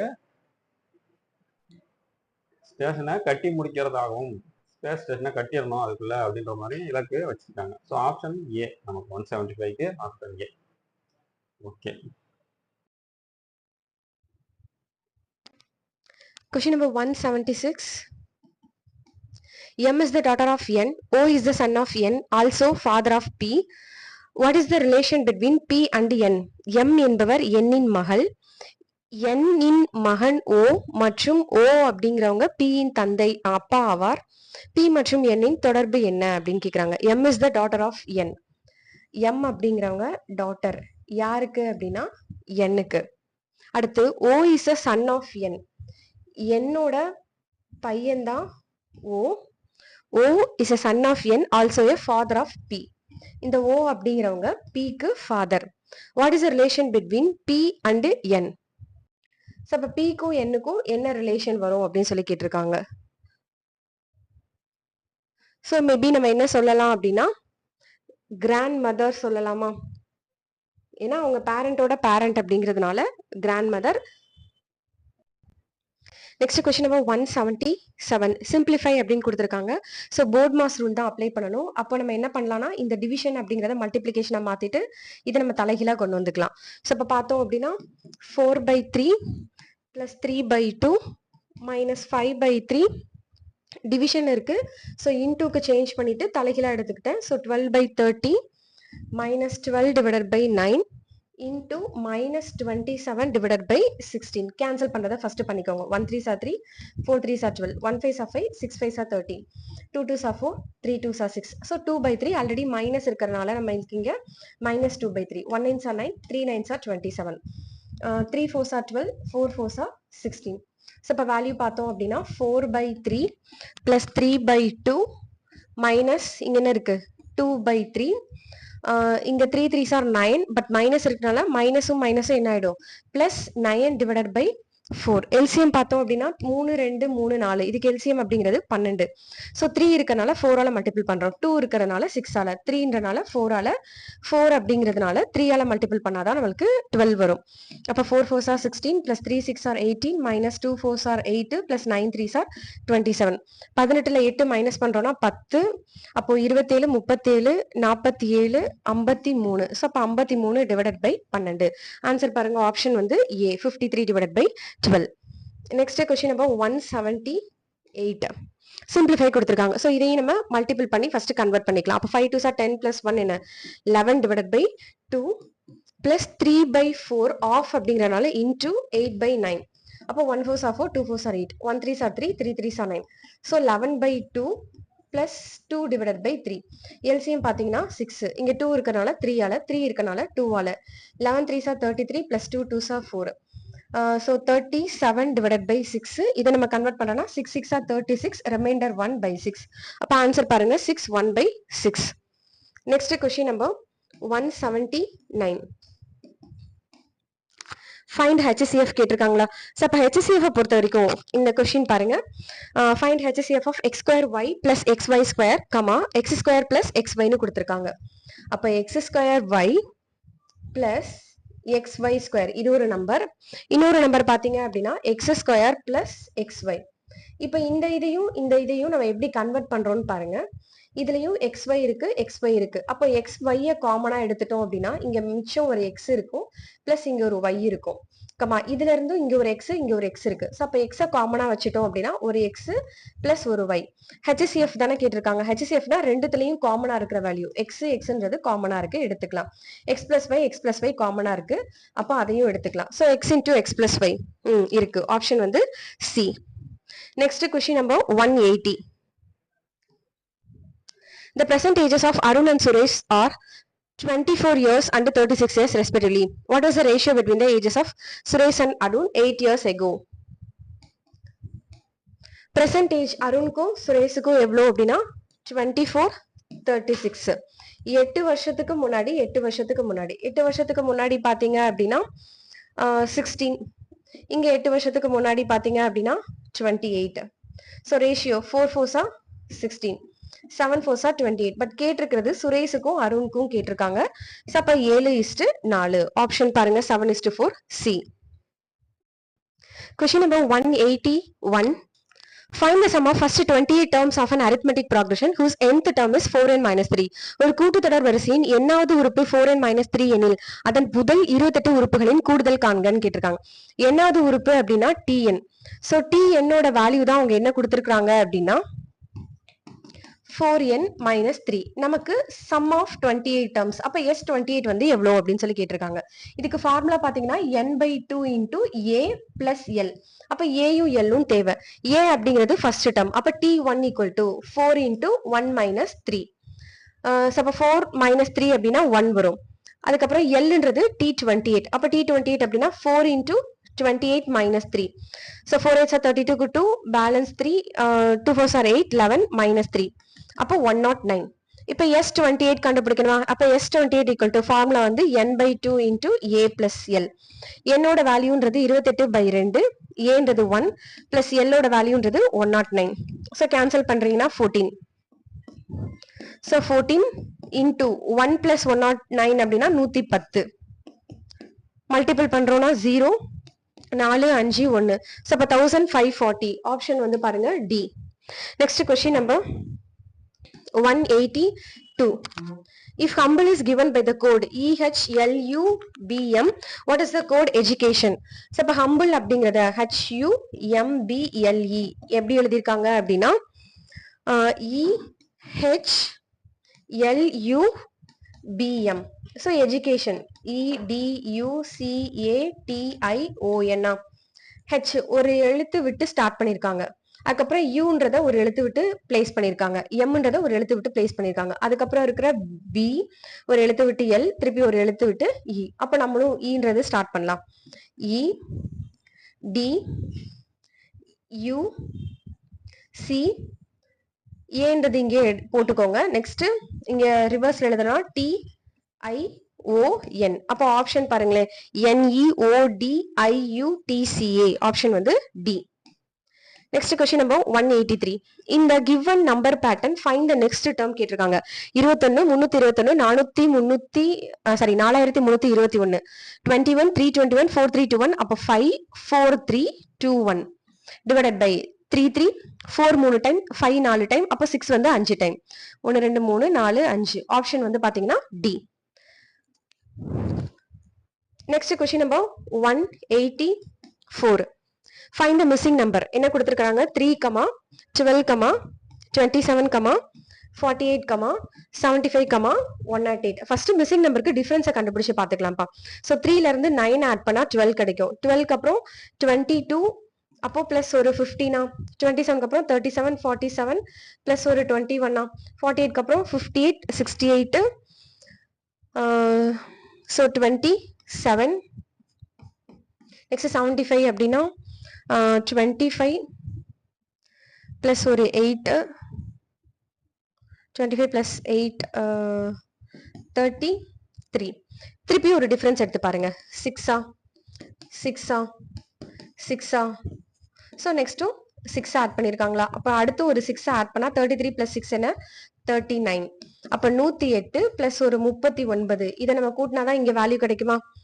17க்கு 7 பேலன்ஸ் 1 4 1. அப்ப 147. ஆன்சர் வந்து option A. Next question number 185. Find the value of k. 1 cube plus 2 cube plus 3 cube plus etc. up to k cube equal to 44,100. 1 cube plus 2 cube plus 3 cube plus etc. up to k cube equal to 44,100. Okay, இதோட formula பாத்தீங்கன்னா n into n plus 1 divided by 2 whole square which is equal to 44100. இந்த ஸ்கொயரை remove பண்ணணும்னா இதுக்கு square root எடுக்கணும். அப்ப n into n plus 1 divided by 2 equal to 441 அப்படிங்கிறது 21 square. 2 ஜீரோக்கு பதிலா ஒரு ஜீரோ எடுத்துக்கலாம். இப்ப n into n plus 1 which is equal to 210. கீழே இருக்கிற 2ன்றது இங்க மல்டிபிள் பண்ணிக்கோங்க. அப்போ ஒரு நம்பர் இருக்கு, அதுக்கு அடுத்த நம்பர், அது ரெண்டுத்தையும் மல்டிபிள் பண்ணா கிடைக்கிறது தான் இங்க இருக்கிற வேல்யூ. சரி, இந்த 210 அப்படிங்கறத நம்ம ஸ்பிளிட் பண்ணி எழுதிக்கலாம்ப்பா. 3 table 7 3s are 21 0. 5 table 1 5s are 5 balance 2, 4 5s are 20. 7 table 2 7s are 14. அப்ப இந்த நம்பர்ஸை எப்படி ஸ்பிளிட் பண்ணலாம்னா 3 into 5 into 7 into 2. ஆல்ரெடி இங்க ஒரு 2 இருக்கு. ஸோ இதுக்குள்ளதான் நம்ம பிரிச்சாகணும். 5 7s are 35 ஒரு number. 2 2s are 4 4 3s are 12 வராது. 7 2s are 14. ஸோ இதை எப்படி பிரிக்கலாம்னு பாருங்களேன். 7 3s are 21. 5 into 2 into 2. 5 into 2 2s are 4 5 4s are 20. அப்ப 20 into 21 பிரிக்கலாமா? அப்ப n into n plus 1 அப்படின்னா நம்மளுக்கு n ஓட வேல்யூ 20, n plus 1 ஓட வேல்யூ 20. n தானே கேட்டிருக்காங்க. அப்ப n ஓட வேல்யூ அப்படிங்கிறது 20. Question number 186. If the HCF of two positive integer is 1, then what will be the two numbers? Okay, HCF of two positive integer னு கேட்டிருக்காங்களா?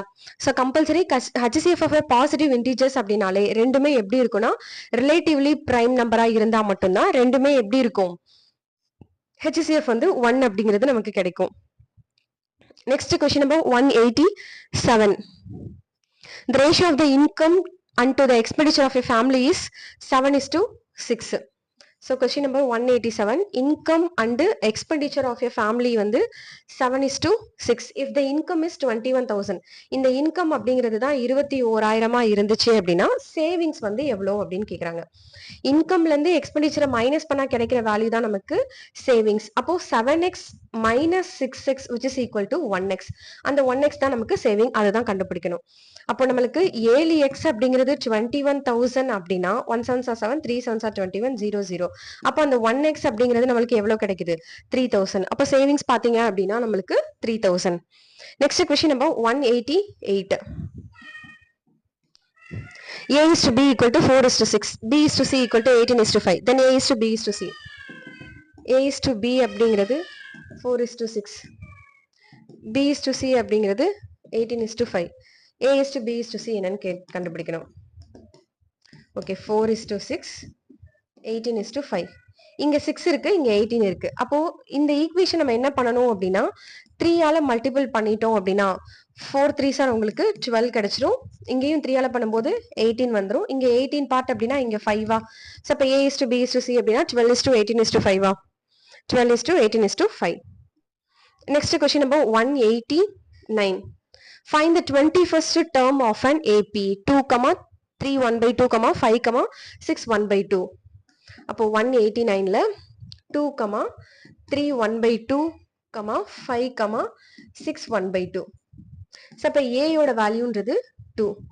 D அப்படிங்கிறது 3.5ல இருந்து 2 minus பண்றோம் அப்படின்னா 1.5. நமக்கு என்ன தேவை? 21st. அப்ப T 21st is equal to A plus n minus 1 into D. அப்ப A யோட value 2 plus n minus 1 20. D யோட வேல்யூ அப்படிங்கிறது 1.5. அப்ப 2 plus 1, அதாவது 15 இங்க 15 எடுத்துக்கலாம். சோ 15 into 2 அப்படின்னா 30 வருமா? சோ 1.5 into 20 அப்படிங்கும்போது 15 into 2 அப்படின்னா 5 2 10 0 பேலன்ஸ் 3 30. அப்போ ஒரு பாயிண்ட் தள்ளி வச்சுக்கணும். சோ அப்ப ஆன்சர் பாத்தீங்க அப்படின்னா 32 32.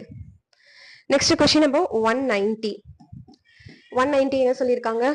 Find the HCF and LCM of the numbers 154, 198, 286 கொடுத்திருக்காங்களா?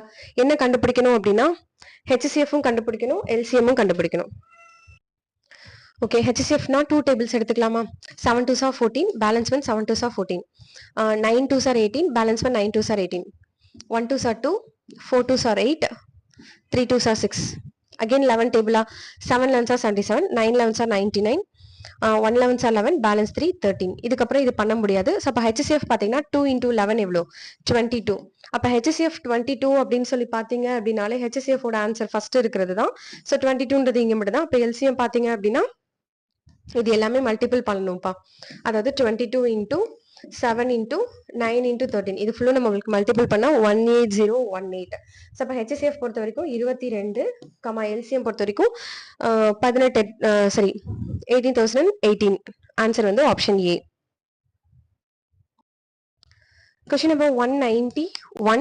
3 numbers are in the ratio 2:3:5 and their LCM is 900. Then their HCF is equal to 3 எண்கள் 2:3:5 என்ற வீதத்தில் அமைந்துள்ளது. அதன் மீச்சிமா 900 எனில் அவற்றின் மீப்போவா காண்க அப்படின்னு இருக்காங்களா? ஸோ 3 நம்பர் அப்படின்னா 2:3:5. HCF நமக்கு தெரியாது. பட் இது எல்லாமே நம்மளுக்கு மல்டிபிள் பண்ணி கிடைக்கிற LCM பொறுத்த வரைக்கும் 900. நம்ம என்ன கண்டுபிடிக்கணும்? இந்த X HCF தான் என்னன்னு கண்டுபிடிக்கணும். அப்போ X into 2 into 3 into 5 which is equal to 900. அப்ப 5 2s are 10 அப்படிங்கிறதுக்கு ஒரு 0 கேன்சல் ஆயிரும். 1 3s are 3, 3 3s are 9. அப்ப x ஓட வேல்யூ என்ன? 30. ஆப்ஷன் வந்து A. Next question number 192.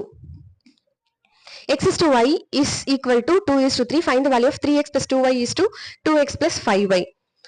Okay. அப்போ 3x plus 2y is to 2x plus 5y கண்டுபிடிக்கணும். பட் x ஓட வேல்யூ அப்படிங்கிறது 2, y ஓட வேல்யூ அப்படிங்கிறது 3. x க்கு பதிலா 2 சப்ஸ்டிட் பண்ணிக்கோங்க, y க்கு பதிலா 3 சப்ஸ்டிட் பண்ணிக்கோங்க. அப்ப 3 2s are 6 plus 2 3s are 6 is to x க்கு பதிலா 2 வா? அப்ப 2 2s are 4 plus இங்க 3 சப்ஸ்டிட் பண்ணிக்கலாமா? 5 3s are 15. அப்ப 6 plus 6 அப்படிங்கிறது 12 is to 19. ஆன்சர் பாருங்க 12 is to 19. ஆப்ஷன் வந்து D. Next question number 193. 3. In a certain code language, animals அப்படிங்கிறது ANIMALS. இந்த அனிமல்ஸ் அப்படிங்கிறது எப்படி மாத்திருக்காங்கன்னா SLAMINAன்னு மாத்திருக்காங்க. ஸோ ஃபர்ஸ்ட் இதை நம்ம கண்டுபிடிக்கலாம். இங்க என்ன பண்ணிருக்காங்க பாருங்களேன், ANIMALS அப்படியே நம்ம ரிவர்ஸ் எழுதிருக்காங்களா. ஸோ அப்போ ஆன்லைன் அப்படிங்கறதே நம்ம ரிவர்ஸ் எழுதிக்கலாம். EN. ஸோ இப்போ ஆன்லைன் ONLINE. அது ரிவர்ஸ் எழுதணும் ONLINE. அப்ப ஆன்சர் ENILNO. ஆப்ஷன் வந்து A. Next, question number 194. If x is equal to root 3 plus 1, find the value of x minus 2 by x whole square. அப்ப x minus 2 by x whole square அப்படின்னா இதோட formula என்ன, a minus b whole square. So வந்துட்டு a square minus 2ab. a யோட value அப்படிங்கிறது x, b யோட வேல்யூன்றது 2 by x plus b square அப்படின்னா 2 by x whole squareனு வந்திருக்குமா.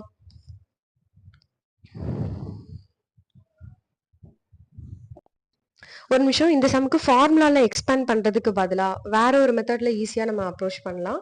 எக்ஸோட வேல்யூ கொடுத்துட்டாங்களா, எக்ஸோட வேல்யூ என்ன கொடுத்துருக்காங்க அப்படின்னா x is equal to root 3 plus 1. நம்ம எங்களுக்கு என்ன தேவை, x தெரிஞ்சிருச்சு. அப்ப 2 by x தெரியல. ஸோ நம்ம என்ன பண்ணலாம், 2 by x அப்படிங்கறது கண்டுபிடிக்கலாம்.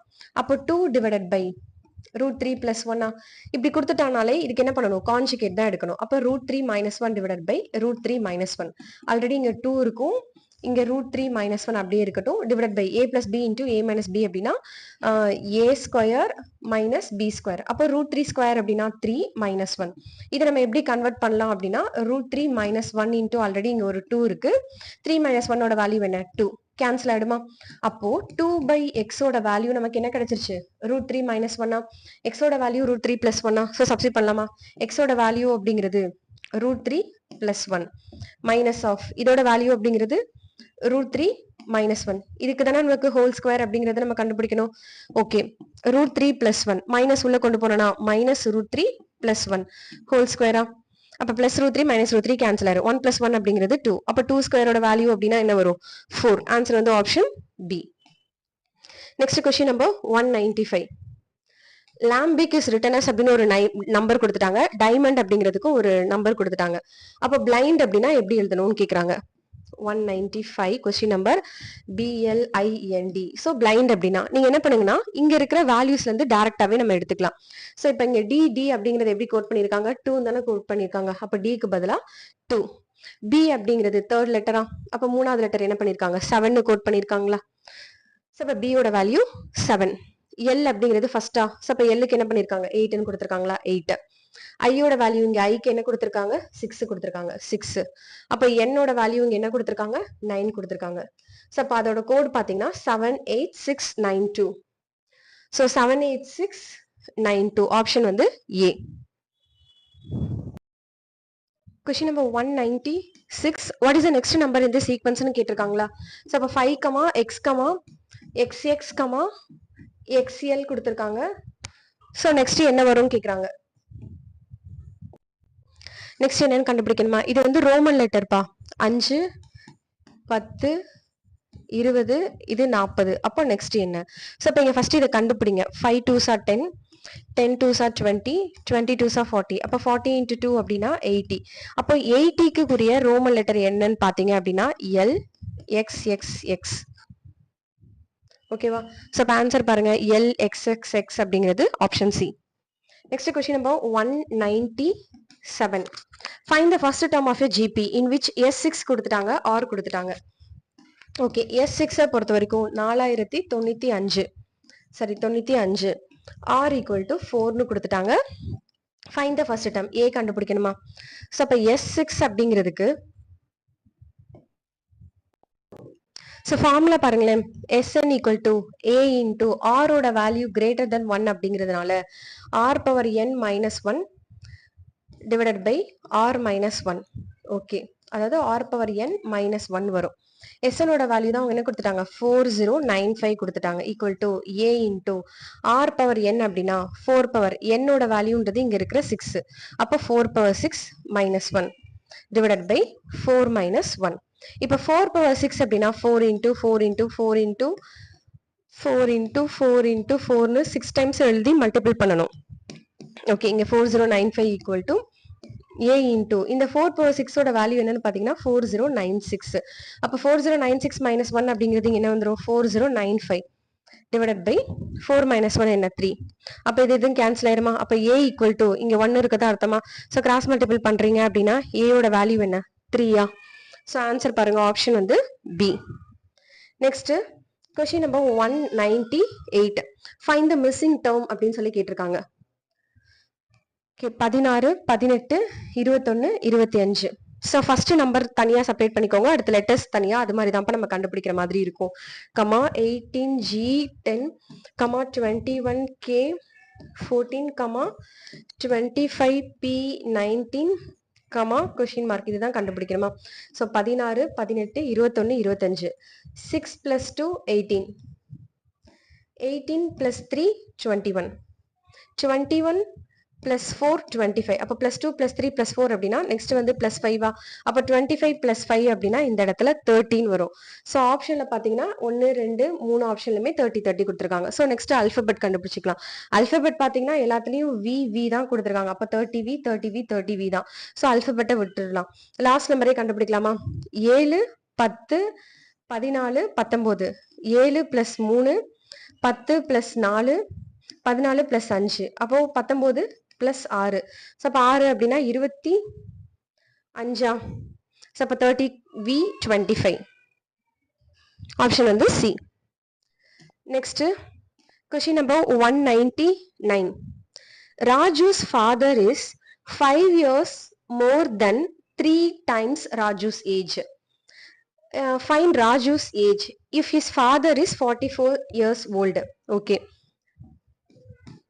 ராஜாவின் தந்தை வயதானது ராஜாவின் வயதை போல் 3 மடங்கை விட 5 அதிகம் ராஜாவின் தந்தை வயது 44 எனில் ராஜாவின் வயது அப்ப ராஜாவோட ஏஜ் தான் நமக்கு தெரியாது எக்ஸ்னு வச்சுக்கலாம் ராஜாஸோட ஃபாதர் ஏஜ் பாத்தீங்க அப்படின்னா அவனோட வயசுல 3 மடங்கை விட 5 வந்து அதிகமா இருக்கு அப்ப ஃபாதரோட ஏஜ் 44 அப்படின்னா 44 equal to 3x plus 5 so அப்போ ப்ளஸ் 5 இந்த சைடு கொண்டு வந்துச்சுன்னா மைனஸ் 5 ஆயிடுமா ஸோ அப்போ 39 ஈக்குவல் டு 3xன்னு வந்துருமா அப்போ 1 3 சார் 3 1 3 சார் 3 3 3 சார் எக்ஸோட வேல்யூ அப்படிங்கிறது 13 ஸோ அந்த எக்ஸ் தான் ராஜுவோட age 13 next question number 200 so 200 என்ன கொடுத்துருக்காங்க அப்படின்னா Mary is 3 times older than Nandini After 10 years, the sum of their ages will be 80. Find Mary's percentage. Mary நந்தினியின் வயதை போல் 3 மடங்கு. So Mary வந்து நந்தினியின் வயதை போன்று 3 மடங்கு. 10 ஆண்டுகளுக்கு பிறகு. So 10 வருஷத்துக்கு பிறகு என்ன சொல்லிட்டாங்க அவர்களின் வயதுகளின் கூடுதல். So sum of the age பாத்தீங்கன்னா 80. மேரியின் தற்போதைய வயது ஸோ ப்ரெசென்ட்ல இதுதான்ப்பா ப்ரெசென்ட் ஸோ இப்போ 3x 1x 10 வருஷத்துக்கு அப்புறம் 80 அப்படின்னா ப்ரெசென்ட்ல 2 பேருக்கு என்ன இருக்கும் -10 -10 20 கம்மியா இருக்குமா அப்ப 60 இருந்திருக்குமா ஸோ அப்ப 3x plus 1x is equal to 60 அப்படின்னா 4x is equal to 60யா ஸோ கேன்சல் பண்ணா 1 4 4 பேலன்ஸ் 2 5 4 20 அப்ப எக்ஸோட வேல்யூ அப்படிங்கிறது 15 இப்ப யாரோட கேட்டாங்க மேரியோட பெர்சன்டேஜ் அப்ப மேரியோட பெர்சன்டேஜ் அப்படின்னா 3 into 15 ஸோ அப்ப மல்டிபிள் பண்றோம்னா 45 ஆன்சர் வந்து ஆப்ஷன் ஏ தேங்க்யூ